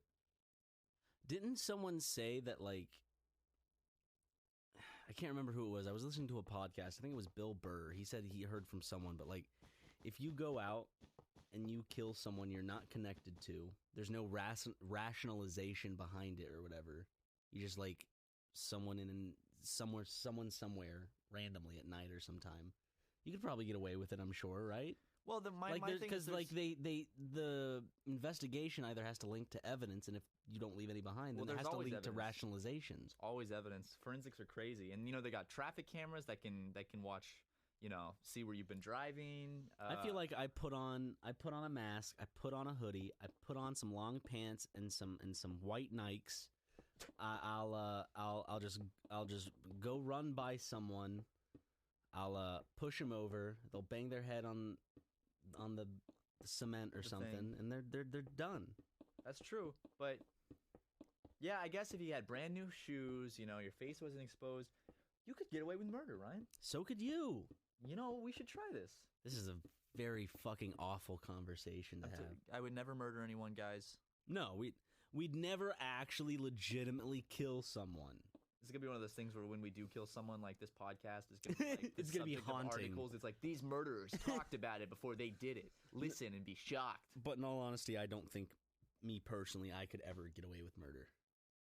I feel like there's just nowadays there's just too many like the slightest thing. I saw this thing where this guy he had a whole alibi where he like drove across the country and everything just so he could kill his wife and kids or something, but he had like a crazy good alibi. But they found out that he did it because of the bugs in his car grill. Showed that he had been in a certain part of the country because those bugs were only around this area of the country, showing that he actually had been in the area when he had an alibi. So it's like... That's smart. Yeah, no, forensics are crazy. That's why you shouldn't kill people, guys. You should not kill people because you're probably going to get caught. Killing people is wrong. It's wrong. You shouldn't kill people because you could get caught. You just shouldn't kill people because it's bad. You shouldn't do that. You shouldn't... That's in the Bible, right? Don't murder. Yeah, that's like one of the first commandments is don't kill people. And honestly, I think that I could never kill someone just because I think the guilt would be so overbearing that I would just... So it's all about your emotions then. What do you mean? So like, it's not the fact that you took that person's life. It would make you feel bad. I'd feel bad because I took that person's life. It is about because I took their So life. it's all... Ryan, I would feel guilty. That means I have a soul. No. Yes. No. Yes. Souls don't exist. Yes, they do. No, they don't. Have you not seen The Iron Giant? No such thing as a soul. You don't know that. Yeah, I love that. Cool. Souls. What is it? Is like Souls go to heaven. Was it souls never die? No, it was souls go to Jupiter to get more stupid. No.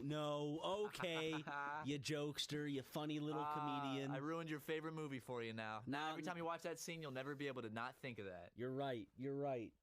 Gotcha. Got me. Gotcha good. Fuck, man. Okay, I'm gonna have to find a new favorite movie. Okay, I got my new favorite movie now, but I'm not telling you because you'll ruin it. You know what my favorite movie is?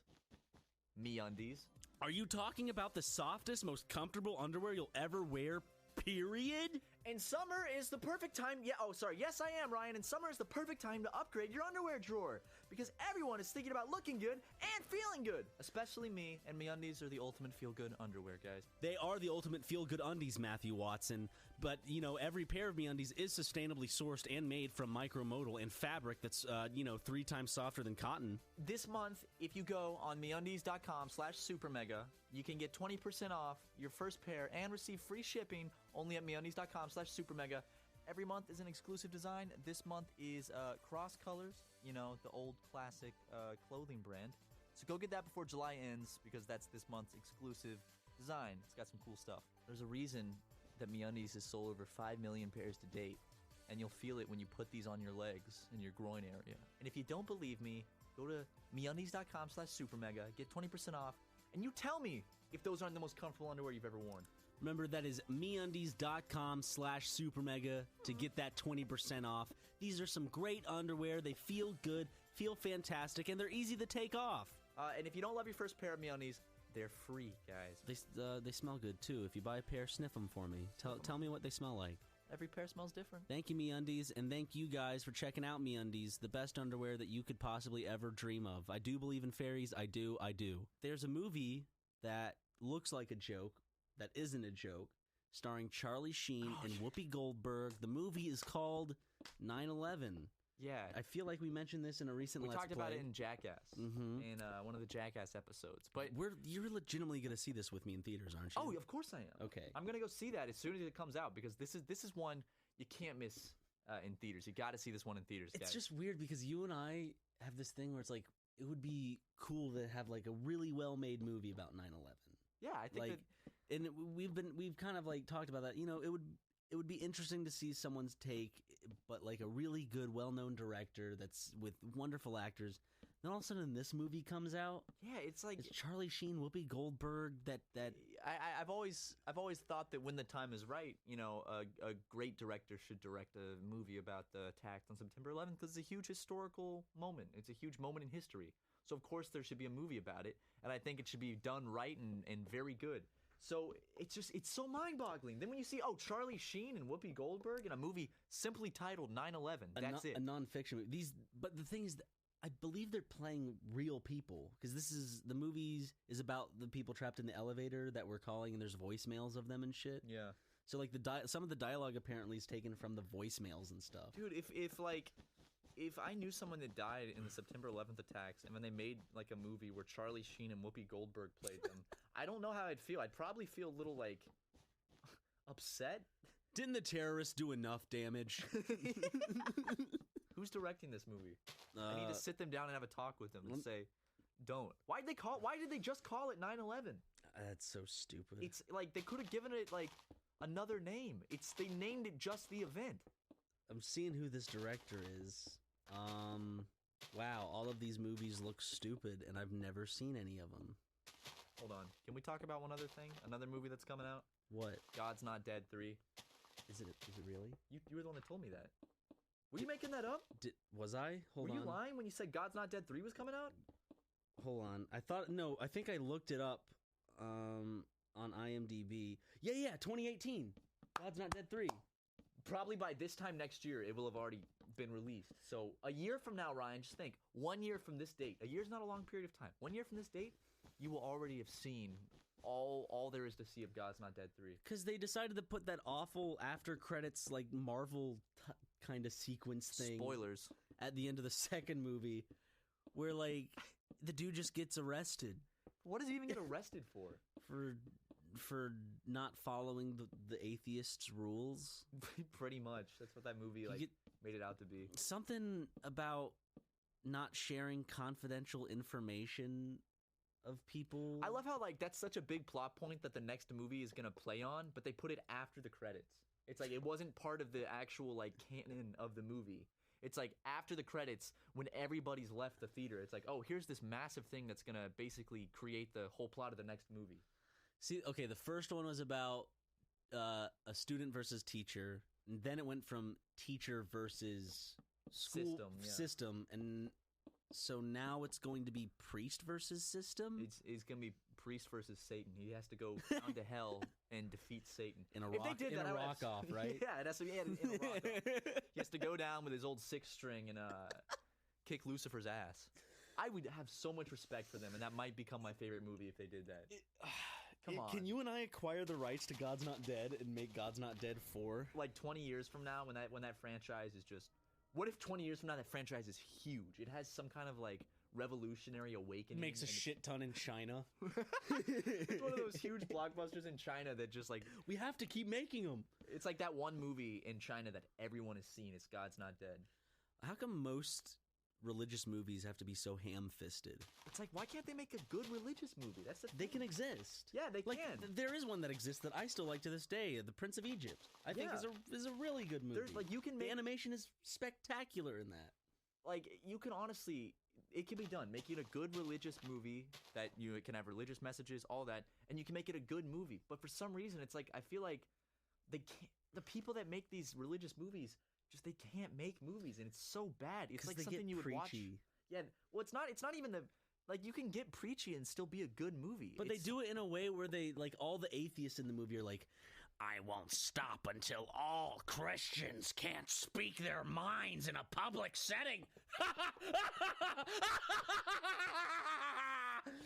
They're fucking get the casting agency on the phone. Get the casting agency on the phone. I mean, they're super villains. Yeah, I know. And it's not even that. It's just like overall the movie is bad. You know, I just figured out that fucking Steven Crowder is actually in one of those shitty movies that I saw. Is he really? It's one about like this black kid that becomes sad because he doesn't have a bunch of friends and he has a limp. And then he like shoots himself in front of the whole school or whatever. And then Steven Crowder comes in and goes, "I'm Steven Crowder. This is Louder with Crowder." No, Steven Crowder plays kind of like, I guess he kind of plays himself in the movie. He's like the douchey bro dude. Which that's his personality. Kind of I'd like say. how Fousey Tube was in Boo! A Medea Halloween. Yeah, exactly like that. You think Fousey Tube is going to go on to be in any more major motion pictures after that? I mean, his role was breakthrough. It was groundbreaking. Wait, are you serious? Wait, are you joking? You don't know what happened? No, I really don't. What happened? He was cast. Wait, nah. No, was he get cast another role? He was cast as like, you know how Disney's doing an Aladdin live action reboot, right? You're kidding me. He was cast as Aladdin. No, he wasn't. I see the look in your face. Oh, you made my heart drop. I know. Got my heart. It just sank I got you all. to the bottom of my stomach. He posted a picture of himself in Aladdin getup and said, "Hey Disney, look, I heard you're looking for an Aladdin. Let me see if I can find that tweet." If they cast Fousey Tube as Aladdin, I would have lost the little amount of faith I have in the film industry. I would have lost it all. I'm trying to find that picture. Dude, I would have thrown in the towel of just creating content. You'd be like, done. It's all over. I'm like, that's it for me. They cast Tyler Perry as Aladdin. Yeah, well, Aladdin wasn't bald, was he? No. And Aladdin also didn't look like a goofy cartoon character. Well, no, he was a goofy cartoon character, so he does fit the part. Yeah. So, bada bing, bada boom. I saw Fousey Tube was like going off recently because he made a lot of videos in the Middle East, and now he's like, I can't believe I ever made videos for such evil people or something like that. Wait, I didn't what? know. I just saw him freaking out Evil about something. people? Yeah. Is he calling the Middle East evil? Something like that. I don't give a shit about YouTube drama. I didn't keep up with it. Yeah. It's Fousey Tube. I'm not going to waste my mental energy caring about what he's doing or freaking out about. Then why do you expect people to care what we do, huh? What makes Fousey Tube, Because we don't compare ourselves to Gandhi and Martin Luther King. Yeah, that might be a little bit of a... And we also didn't have a breakthrough performance in Boo! Medea Halloween. So there's that too. There are more YouTubers in that. God, why? What's the next Medea? Hold on, let me see. Let me look this up. Is there already a next Medea movie coming out? Let me Google this right here real quick. Medea 2018.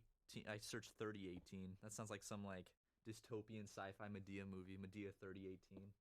All right. God's Not Dead 3, Medea Makes Some Tea. Hold on, Ryan. There's two Tyler Perry movies set for 2018. Oh, no. You ready? Yeah. Tyler Perry's A Medea Family Funeral. So someone's gonna die. They're gonna put some like sad moments in this. Oh my God, Ryan! What? Tyler Perry's Boo 2, A Medea Halloween. No! They're making a sequel. Wait. Give me your phone. Is it still on the page? Is it still on the page? Oh my God! Whoa. Medea. Oh. So there's a Medea Family Funeral, and then Boo 2. They already have the poster out. What? Oh man, how did this slip over like my head? Fousey Tube's gonna be in it. Are you serious? Yeah, it shows him in the fucking IMDb. Yes, Tyler Perry, you've done it again. Giving our man Fousey all of the oh God. Oh God, I am excited. What is this? We got to go see it in theaters. We sat through the first one. We can do the second one. Medea, Bam, and Hattie venture to a haunted campground, and the group must literally run for their lives when monsters, goblins, and the boogeyman are unleashed. Tyler, after seeing the first one, I didn't think you could outdo yourself, but this one actually sounds a lot more fun than the first one. I'm not gonna lie.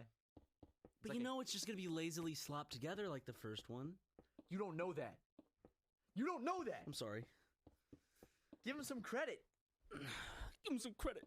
I'm gonna have to go see this in theaters. We're gonna have to go see Medea's Family Funeral. We thought that seeing the first one was gonna be a funny venture, and it turned out to be miserable. But we committed to the first one. We got to go all the way and see the sequel. Come on. Only if we review it. Yeah, of course we'll review it. You know, double feature. I sent you a text. I sent you a long, heartfelt text and I said, you know what?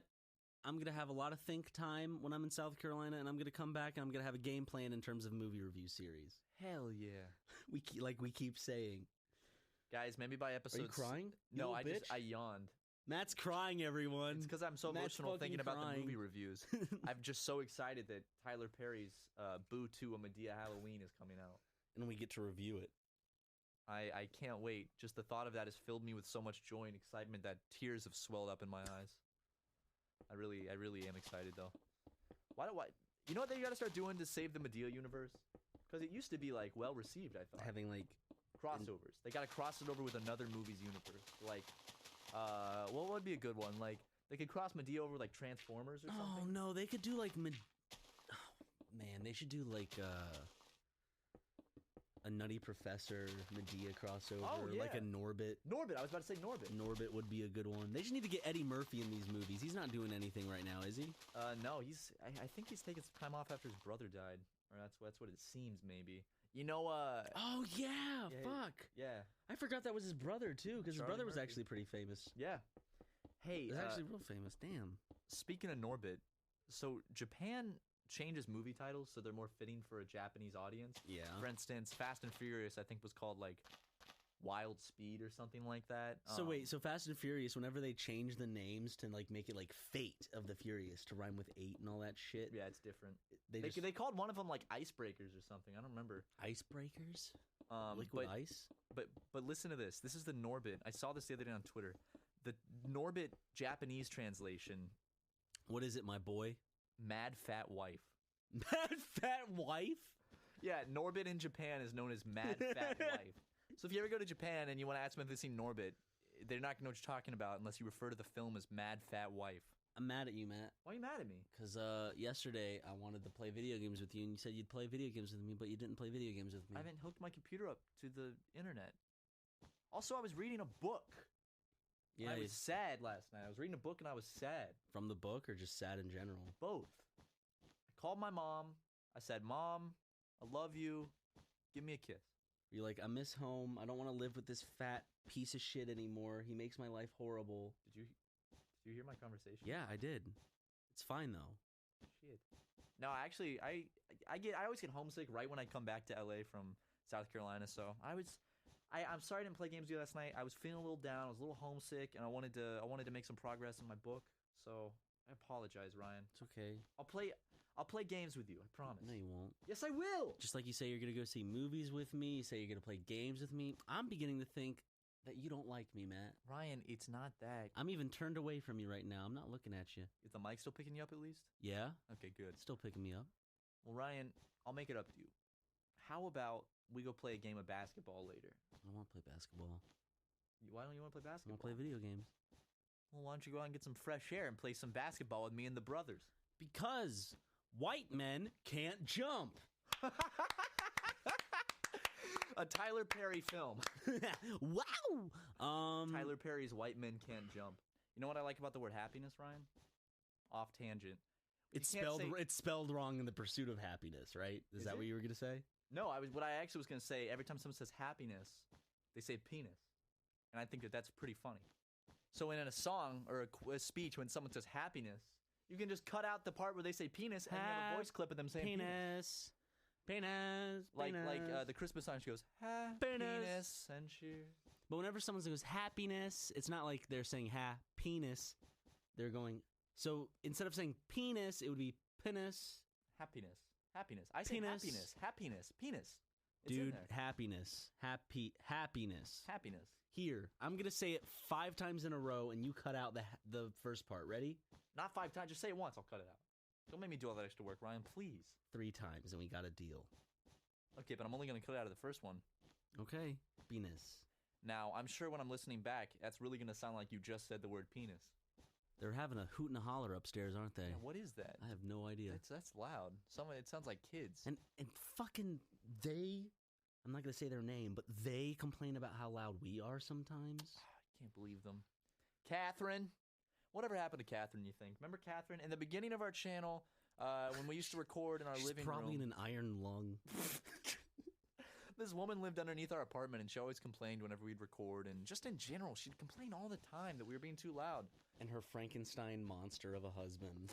It's so mean, but it's like, I'm not saying that as a mean way, but he just apparently that's all I can picture, because you described him as Frankenstein's she monster. made me go into her apartment once. One time, you were out of town. Did he have bolts in his neck and shit? Yeah, it's called Marriage to Catherine. I was just by myself. I'm in my room listening to music with headphones on, by the way. That's how quiet I am. I'm by myself in the apartment, home alone, listening to music with headphones in.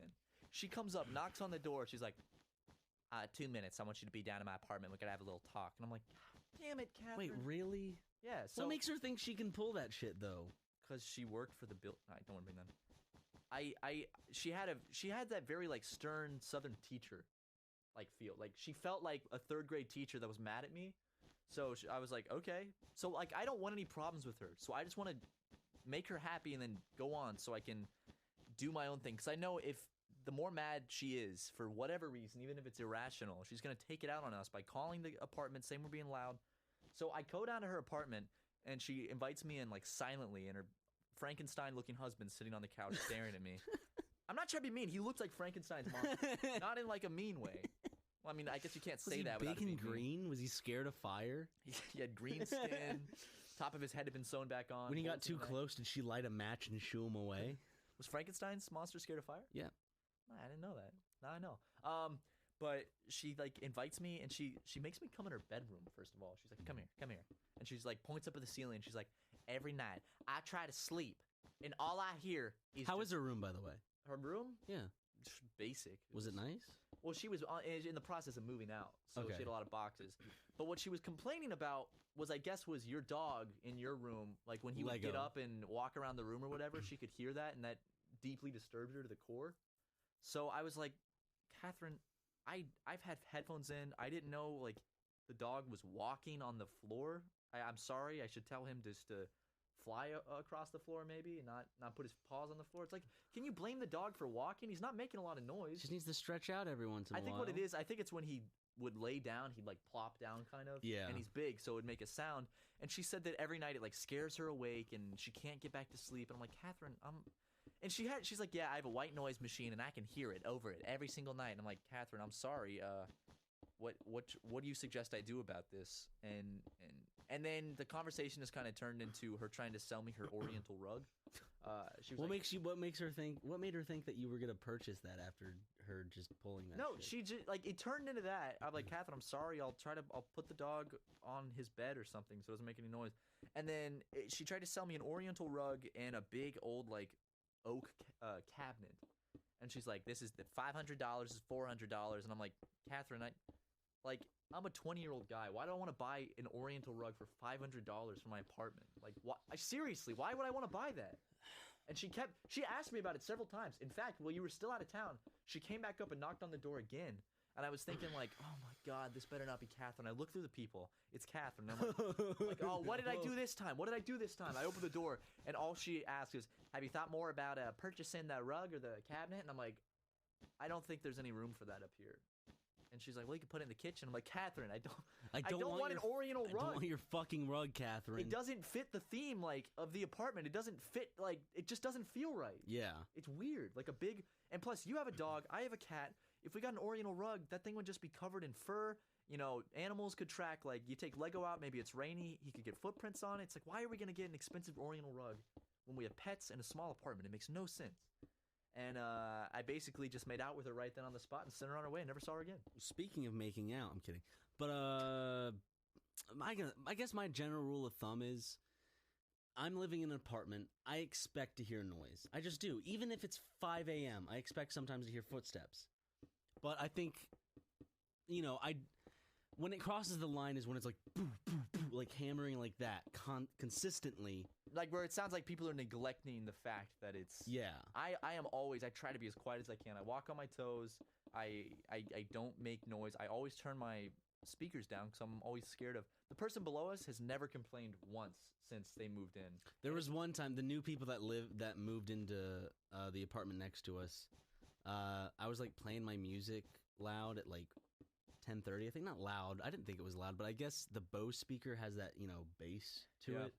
So they just knocked on the side of the wall, and I was like, sorry about that. And then I was like, sorry about that. And then they knocked back so it was like this kind little way of them not like Because they didn't call intruding. security. Yeah, they were just like, it wasn't like a boo boo. It was just. Yeah, it's like when you're at a stoplight and it turned green, you didn't notice. There's two types of people. There's going to be someone that's going to lay on the horn for like 5 seconds, which in LA, believe it or not, 90% of the people do that. And then there's If you people that wait are a just kinda- fucking second after the light turns green. not even a second. Like I'll be looking down at my phone and it'll turn green and it'll That's be illegal. Can't do that. I mean, I'll be looking down. looking at the clouds on a You'll be beautiful looking day. at the GPS device I'll be- that's mounted on the the air vent in my car. I'll be reading the Bible in my lap, and the light turns green, and I'm deep in the scripture. I maybe miss it for 1 second, and the car behind me just, brr, brr, brr, brr, brr, brr, and even sometimes after I start going, they're still carrying it on. Like they're that mad. They have that much pent up Los Angeles anger that they're just like. I think with Los Angeles, you have to surrender the fact that you're going to get to where you want to on time, or the route that you're taking is going to be as smooth as you want it to. Yeah, It just won't be unless it's. I don't even know what time is good to drive here, because it seems like there's events every now and then randomly that pop up that'll create traffic in the most off times. Like there was one time at 2 a.m. where apparently there was some like late night event. There was just bumper to bumper traffic on the 5. You and I have been on the highway, and there's been bumper to bumper traffic jams at midnight. Yeah. I remember you and me and maybe Tucker, we were in the car, and there was a traffic jam around like midnight, and it's like, wow. That's why I'm excited to go back to South Carolina. I love driving in South Carolina. Oh my compared God, to it's LA. it's like out here driving stressful, but back in South Carolina, when I drive, it's like leisurely. It's like I can actually enjoy the art of driving. I know. It's like, this feels nice. I can just relax, listen to music, and just take it at a nice speed. And everyone waves, everyone lets you in, everyone lets you go. It's the nicest shit. Like, no one's going to cut you off. I love taking 26 from Irmo to downtown. Like, I love the 26. Oh, I know that drive, And yeah. I also like going on the 20. The 20 is nice, too. I don't know if I've been on the 20. The Well, I'm 20 sure is, I have. isn't that the long highway that leads to Charleston? 26. 26 is what? 26 is from Charleston to Columbia. Okay. Then there's 26 and then I-26? No, Because 26 leads to downtown Columbia. I think it's might be the same highway, it's just connected. Okay. I think Because it branches off, and then you can get to Midlands Technical College, and that's the highway that kind of leads to whatever. But anyways, I don't want to get into specifics. But people listening are like, are they like, what are they like? Just talking about highways in South I know, Carolina? Like, but is that you- this one or? but I never. When I lived in South Carolina and I dealt with traffic going to college or during rush hour, I was like, oh, this is horrible. And traffic can be shitty in South Carolina. They could hold you back 30 minutes sometimes, but that's only like in probably a 2-hour period 2 times a day. I'd say between Like 7 morning rush and and then- 9. Yeah. And then from 5 to 7. Yeah. Or some shit like that. And then it's just fine afterwards. And then the roads are pretty much dead after midnight. Yeah. I love driving in South Carolina, and I can't wait till I'm going to rent a car and just bop on down and drive a bunch. Bop. Bop to the top. What? Holiday season, I'm coming to visit you in Charleston. We're going to have Mama Kim's. We're gonna eat some Mama Kim's. You did not have Mama Kim's when you went I back. forgot to eat it. Well, I didn't forget. It kind of slipped away from me. But I still have to visit your home. I've never You've never been to my house. Yeah. You've never been to my house, Sis. Houses. Oh, you own 2 houses. Rub it in, Ryan. Always rub it in that you got 2 Christmases, 2 houses. Double the love. I get it, Ryan. No. My parents could only afford 1 Christmas in 1 house. God. Apparently, they can afford more than 1 child, though. Thanks, Mom and Dad. But my favorite thing to do, like in terms of driving, is I don't know. There's kind of like this loop I like to go. Donuts. You like doing donuts, don't Actually, you? Jose, my buddy Jose, I was in the car with him, and in my neighborhood, he just drifted. He's like, watch this. Goes really fast, throws up the emergency brake, and just drifts in the broad daylight. And I'm like, dude, what are you doing? It was fun. I'm not going to lie. It was fun. Scared the shit out of me, but it was pretty cool. Wouldn't have been fun if you hit a small child. Or another car. Or a small A child. small child would be a lot worse. Or an animal. If we hit like someone's cat, I would feel terrible. Would you feel worse if you hit someone's cat No, or someone's a kid? child by far. But Why? just because I don't know. It's like that's gonna cause a lot more emotional distress to people than. What if I he hit was a their little cat. dick? and like the parents were like, "Oh, thank God." For all you know, you could have accidentally murdered the next Charles Manson. I could have, yeah. Damn it, I should have hit a kid. Damn it. But he said that drifting your Fiat, it's got to be real easy, and you can just zip that thing around and do donuts and stuff. We should take it out to a parking lot. Never let him drive my Fiat. I won't. But he's gonna come next month, I think. Okay. So is Tucker's coming next month too. Jose's coming after Tucker. Okay. I made sure it's like. I'm excited for Tucker to get back. I'm real excited. I always for Tucker love when to get Tucker visits. He's just a nice fucking person to be around. Tucker is just like he's so genuine, you know? Yeah. He's so full of artistic passion and talent, and he's so genuine, and he's nice, and that's my praise for Tucker. So we got Tucker coming. We got Jose coming around. Yeah, next month's we're gonna have full house. It sucks. I don't think Gray is coming this summer, unfortunately. Yeah, I mean, but I'm gonna go visit him. I'm gonna go because Yeah, he has his own place now, so I'm gonna go hang out with him hopefully for a day or two. good old When Gray. I go to South Carolina. I say we take your Fiat out to a parking lot. We try to drift it.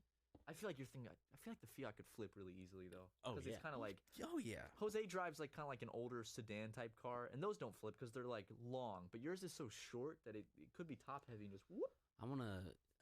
I'm hopefully like a year from now, I may think about getting another car because I like driving people around, but it's the hardest thing to have a group of people in my car. Oh, with the Fiat, it's impossible. And it's just not comfortable. It's not like a comfortable experience for people. I like driving people around where like everyone's comfortable and we're all having a conversation. The music's nice.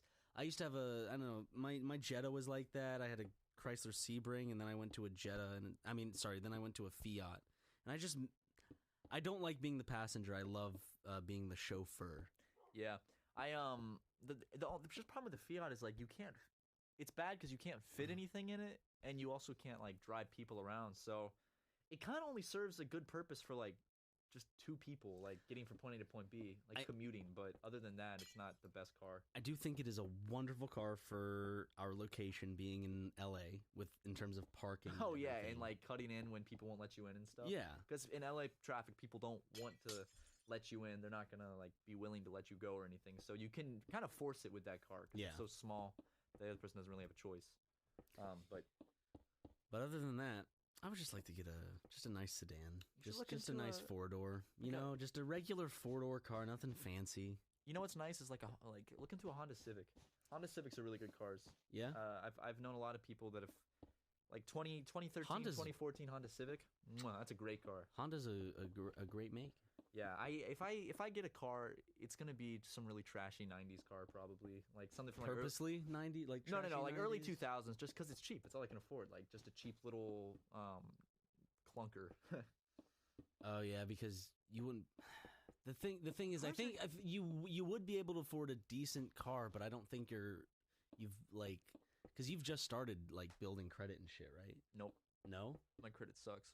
I've been trying. It's just I can't get it up. I gotta pay off my credit card. Faster. Matt's credit sucks, everyone. You know, instead of a car, Ryan, I should just get one of those little crotch rocket bikes, like the real tiny like motorbikes that you could fit in like a briefcase type of deal. Yeah. Just sit on that and go down the freeway to work.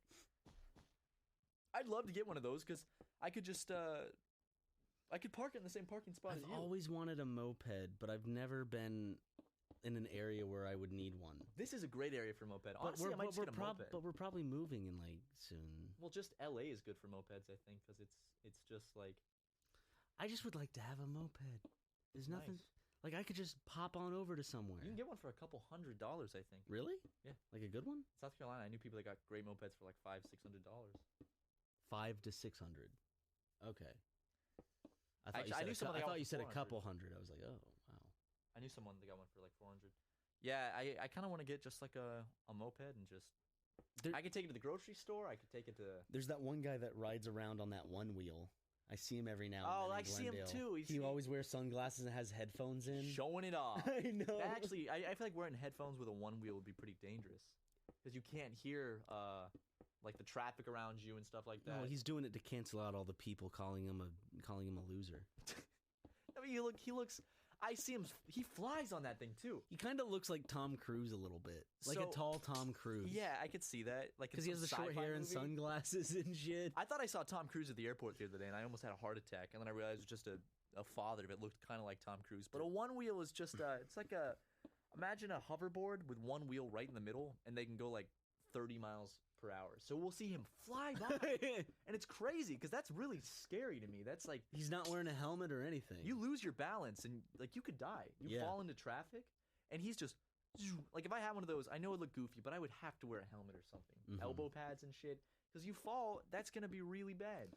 I would love to get a one wheel, but I'd have to like, you know what? But they're so fucking expensive, aren't they? Yeah, like they're like $1,000. $3,000. I'm gonna look it up. Yeah, they're fucking like $1,500. What is that shit? That's Best Buy. What is this stupid? It's so dumb. Why? It looks pretty dumb. I mean, like, here's the thing about those. Why is that more expensive than a moped? The thing is, like, they're cool. Like, the concept is cool, but it's one of those things that no one's gonna actually do because it's just kind of goofy and it's never gonna catch on. I'm looking it up. Go on Craigslist and look at mopeds. That's the best place to get a moped, probably. Because I wouldn't buy a new one. That's probably too expensive. Okay, let's look up. We're gonna find this out, ladies and gentlemen. Craigslist. Craigslist. Who is Craig? Craig Newmark, founded in 1995. Now Search you know. Craigslist. Look up moped. Moped. Okay, 194 mopeds. Oh, see, I'd want something like that. Oh, that's like a bicycle. How much Yeah. is that? 1,300 in Fountain Valley. Okay, never mind. Nah, not for 1,300. What are the 895? Oh man, guys, welcome to Matt and Ryan. Look up Like I like a shit moped, like this. like a vintage motorized. Yeah. moped. That's $500 in Long How much Beach. is this? I like this one. 1,200. Damn it. 500's not bad for a nice. Yeah, but I moped. already have a car. Well, Oh, I it comes with a helmet. That's like one of those German like biker helmets that has the spike. I'd want to get one of those helmets that has the spike on top. Let's see how much one of the an electric scooter is, because I like standing up. Oh, you would look I ridiculous could- driving around on. No, if I brought an electric electric scooter down to fucking Santa Monica, I just fold it up, put it in the trunk, then take it out. scooter, that'd be pretty fun. Electric scooter. 882 results. What is What the is- what the first thing? I'm fuck sorry, is Yeah, what is this? that? I'm not looking for a wheelchair. Oh, well, yeah, scooters. Wheelchairs are called scooters, like that type. That's such a pathetic sounding name for one of those things. A scooter just sounds like you're just scooting around and that's it. But like one of these, you know, where you're like, $50. Razor E200 electric power scooter. That's in Mid-City, LA. goes zzz. You can zip around and look at that guy. That guy looks badass. He's on. Why does he have two posts? I don't know. Well, look at him. He's got a backwards hat on. It's an e-scooter. That thing looks weird as hell. I kind of like the look of it, but I want to be standing up. Well, you can stand up on that. It looks like you can stand or sit. Let's see if anyone has a one wheel on Craigslist. Hold on. I'm getting a call from my sister right now. Answer it. Tell her she's live on the podcast. No, I can't. I'm not gonna. What if she tells me some confidential information? $1,000, $2,000, $800. Damn, that's expensive. Okay, what are the best one wheels? Dude, fuck it. Let's get ripsticks and go to work on ripsticks. Can't lie. This would be fun going around Santa Monica. Sorry, they can't go up hills apparently, They went in slow motion and jumped off their one wheels up. Casey Neistat. Casey has Neistat. one. Hold on. Where's your one wheel, Casey? Is he gonna ride it? Come on, Casey. We just watched a clip of Casey Neistat falling off his one wheel. Eating shit, riding a one wheel. That was loud too. That was just a big like slamming two pieces of plywood together type of sound. I'm not gonna lie. I'm very envious of Casey Neistat because of all the cool gadgets he has. Oh yeah. That's really cool. Well, he says like his channel is like a way for him to do all that cool stuff. I don't hate Casey Neistat. He gets a lot of shit. I really don't hate him. I hate What has he done to make people hate him? Like, think the Hillary I Clinton haven't thing. looked into it. That was mainly That fun. was shit. I did not like that he. Yeah, that was obnoxious. That was but really obnoxious like, and kind of just stupid. politics aside with Casey Neistat, I don't have any problems with him. I think he's pretty good at making vlogs and he's pretty good at doing what he does. So more power to you, Casey. And he gets to try all these cool I fucking know, I'm things. so jealous. He has like $20,000 drones. It's like and, Rob's Fantasy Factory, essentially. but with like technology. yeah. He's and the he's Rob smarter. Dyrdek of technology.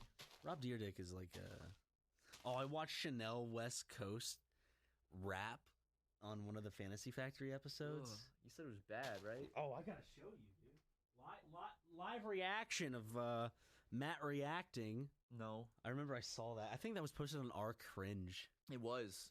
That's ugh. But Love that subreddit. let's get back to ripsticks, Ryan. Okay. Why don't we get ripsticks and just be the two guys around? Like everyone knows us around the city. Don't you have to like wiggle to make them move? Did you never ride a ripstick? No. You've never ridden one? No. Oh, dude, they're so much fun. Really? Yeah. Basically, it's like you gotta like wiggle your feet, and it kind of like makes it makes it go. It's really cool. I can't explain how it works. I don't know how it works, but they're fun. And my friend Christian said that like vapes should be called ripsticks because you're taking a big rip off of it. It's like When's the last time you vaped, Matt? I vaped in the last week. Have you? Yeah. You always vape when you go back home. No, I don't. Yes, I do actually. Yeah, That's you true. do. No, no, it's my brother-in-law had a vape, so I took a rip off of it. It was epic. And then I was cleaning my room and I found an old vape pen that I bought, ironically, with some friends, and then I took a huge rip off of that thing. Boy, I got a crazy buzz. I could hear panties dropping from miles around. Pretty cool stuff. Why don't you get a vape? People have been saying that in the comments that I saw on that thing. You should. It's And a then good. you It's a mentioned good. it. I think it's a good way to quit But smoking. I just don't want to be that guy. Well, you don't have to do it in public. I guess. There's a difference between vaping to look cool and vaping to help with a nicotine addiction. Just whenever I see a I get the a stigma fucking around vaping. cloud, like I see a cloud just burst out from somewhere random, I'm like, Jesus Christ. That's how it is. Like You'll be in public. you and you'll never just see the person first. You always see just a puff of just a cloud of smoke puff out like vigorously. a beautiful white billowing cloud. You're like, where did that come from? You know exactly what that is. It comes out of a car. It comes out from some side street or some shit. I always see it like at a stoplight. I'll just see the car in front of me in a huge, beautiful cloud just. The vaping, like, you can make some cool clouds with that stuff. Like, I know I sound so uncool right now. Okay. But vaping is fun. You have to admit it's fun. Like blowing I used those to huge to have a clouds. vape. Like I remember used to it. legitimately have a vape. We vaped it together in Columbia Mhm. in the car at the Dunkin' Donuts parking lot or Krispy Kreme or whatever. Remember that? Holy fuck. Yeah, that was like late at night when I was like, "Hey, I'm not tired." And I was like, "Yeah, pick me up." And then you showed me your vape, and we vaped in a parking lot. It was nice. Yeah, that we got was some nice. donuts. We got some donuts. We vaped a little bit. Or was the donut place closed? Were we actually able to get No, donuts? that place is open 24/7. Okay. So we got some donuts. and Sweet. We vaped a little bit, but Damn, I want to vape. Ryan, if it makes you feel better, I'll get a vape too, and I'll get the type that's just the smoke. And every time you want to vape, I'll rip a fat cloud with you, so you're not alone. Okay. Okay. How about We can learn just vape to make tricks me and feel shit. better, you have to wear like those fucking sick sports glasses. Yeah, I knew you were gonna say those before you even said it. I knew exactly what you were talking about. I'll wear those, and we could just our apartment. You open that door, buddy. It's gonna be like you're walking into just like a massive like smoke machine. You're gonna be walking inside a fog machine. You're not gonna see anything the moment you open the door, but thick clouds of white. I would love to see like a fucking music video where like the bar's coming in and they're like, dude, when it drops, the dude rips the vape and the smoke comes out, but then the smoke turns into him and then he starts rapping as this like Smoke man. smoke man. Right. I would love to see that. Why don't That would be like, no, but like the video would have to be done right. Like it would have to be a self-aware music video. It can't be done That's like not true. Like it can't be like a Logan and it can't be like the Paul brothers music videos where they're kind of like unaware of Ryan, you're telling that me that stuff. Well, that's under the impression that vaping's not cool. You gotta Why do you think someone can't vape in a music video and still look cool? because a hookah's better, bro. Yeah, but hookah's like 100 times worse than cigarettes. Yeah. A vape is just beautiful water vapor. Sit in a hookah lounge with your buddies. Hookah's fun, but I can do it like once a year because We used to do it every day. yeah, we used to do it like every night. Every fucking night with my glass hookah. Daniel broke like 2 of my hookahs. I remember that. What I remember is I didn't know how bad hookah was for you, and we just did it for like 2 weeks straight every night. And honestly, because of that, I've gotten to sick this of day, it. I don't want to do it anymore. Same. Like it burned me out because it was so.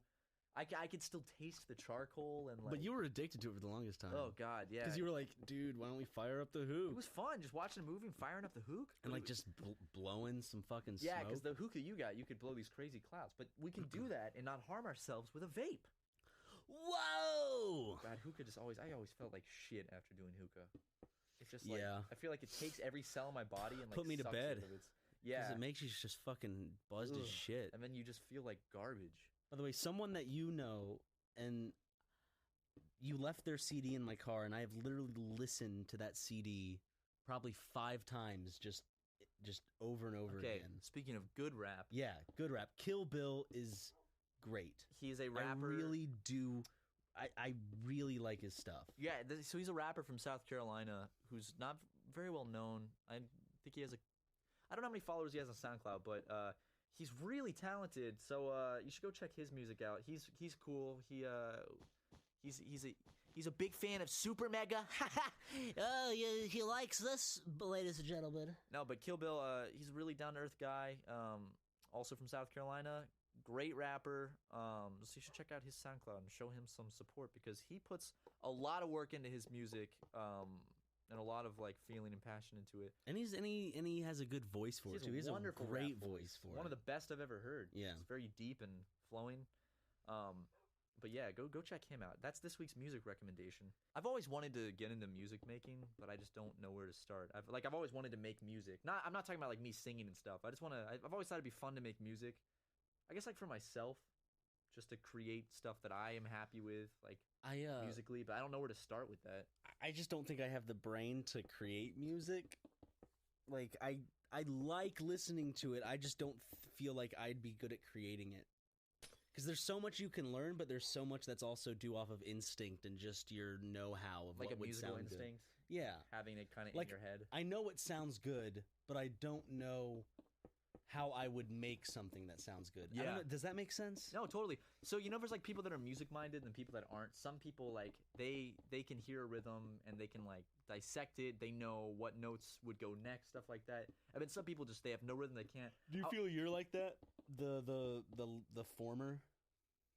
Like I'm not music minded. No, you are. Do you feel like you are music minded in the sense think- of creation? I think to a degree I am, but I don't know. I don't think I could create anything really that good. yeah.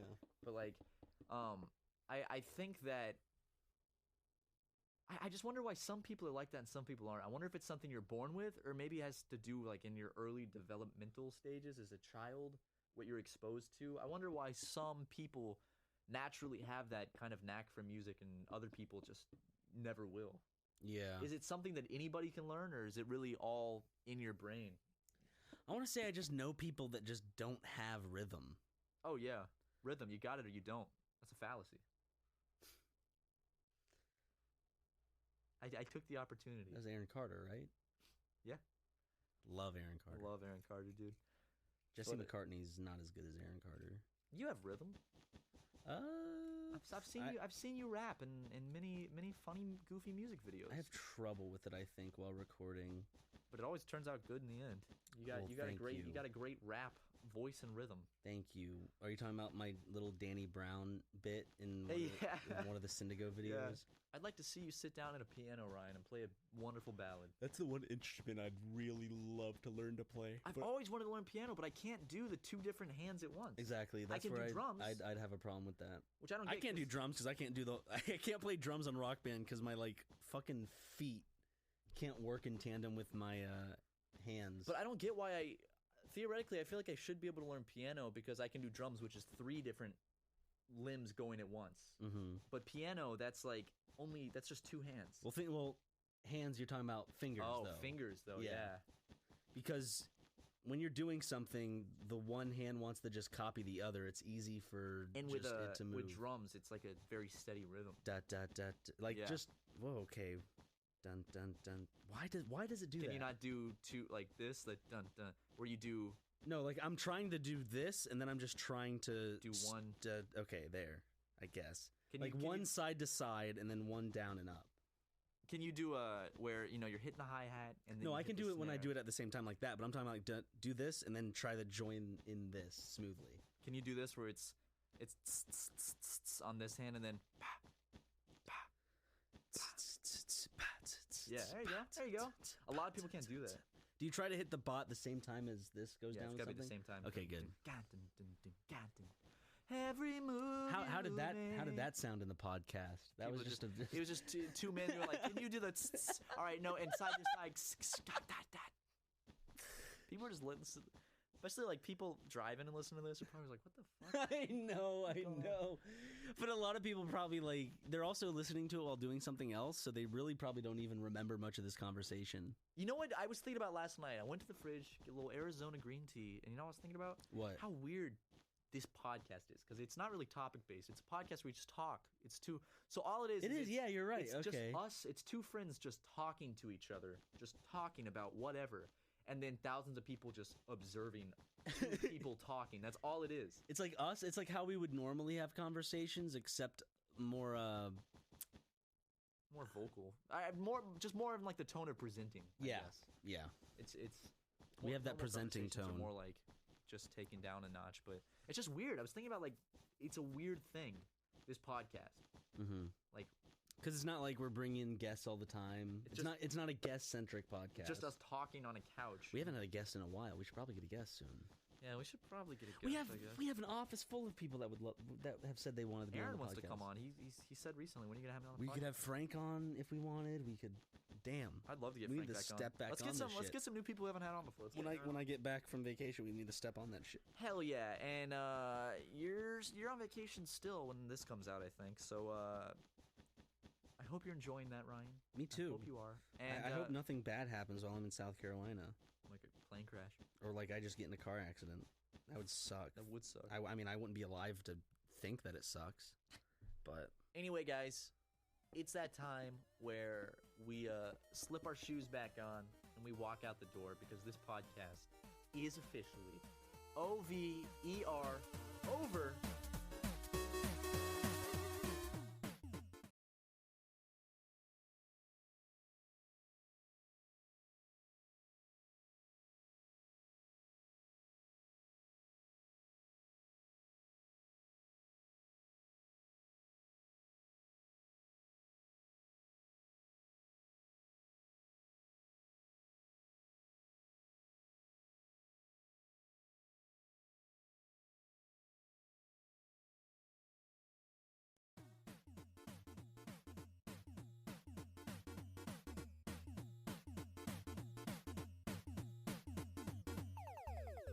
welcome back to episode 54 of the Super Mega Cast, also known as the Super Mega Podcast. It's whatever. I am It's one of your interchangeable. co-hosts.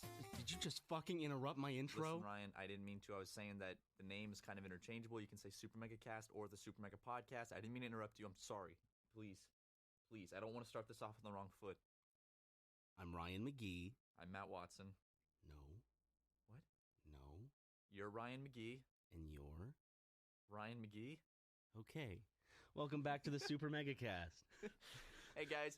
Got You're lots of fun. You're in the corner sweating, just like there's blood dripping from your head. Like, Ryan McGee. My name's Ryan McGee. My name is Ryan McGee.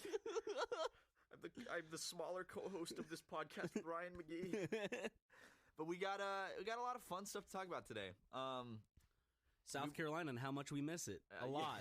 Let's talk about roads of South Carolina, restaurants in South Carolina. People love listening to that. It's the same conversation every time. Man, is this highway? Oh no, it's that highway. You know what I love? Grouchos, dude. Oh.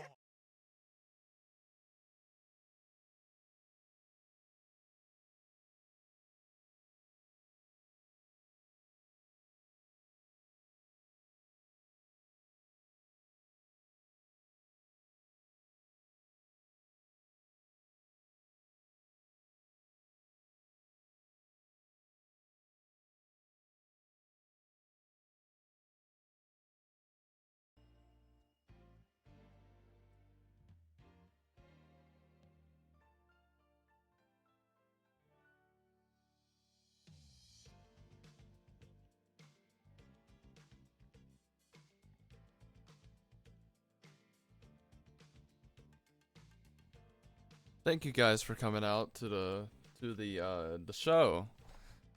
I think I'm gonna end off every podcast. I'm gonna end off every stream where I play a song in the background and I might just say something and say a few words like, oh, for example, I just made a new video called The Key Party, and I I might rename the title to The Key Party Identity, because I kind of want to do it like, you know, like, it's like a trilogy, you know, like the Bourne series, right? So it has like a title, and it's just basically copying the titles with like identity. Oh, the Bourne Identity. I don't know, but like, anyways, that's a really cool video.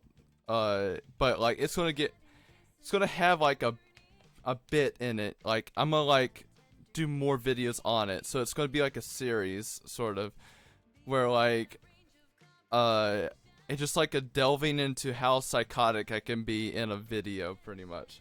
So the whole point is to sort of like make a video that I can just put any kind of like thought process, like where like I can just make something like psychotic, but like act it out, you know? It's like really, really, you know, it's all like staged and all, but like I kind of want to like make like little bits where like it leads into the next video, like leaves you hanging kind of thing. So definitely check out that video. I posted it last night. You know, it's kind of odd time to post it at like 1 o'clock in the morning, but anyways, thank you guys for coming out to the show, and thank you. All I can say is, yep. Let's end the stream here.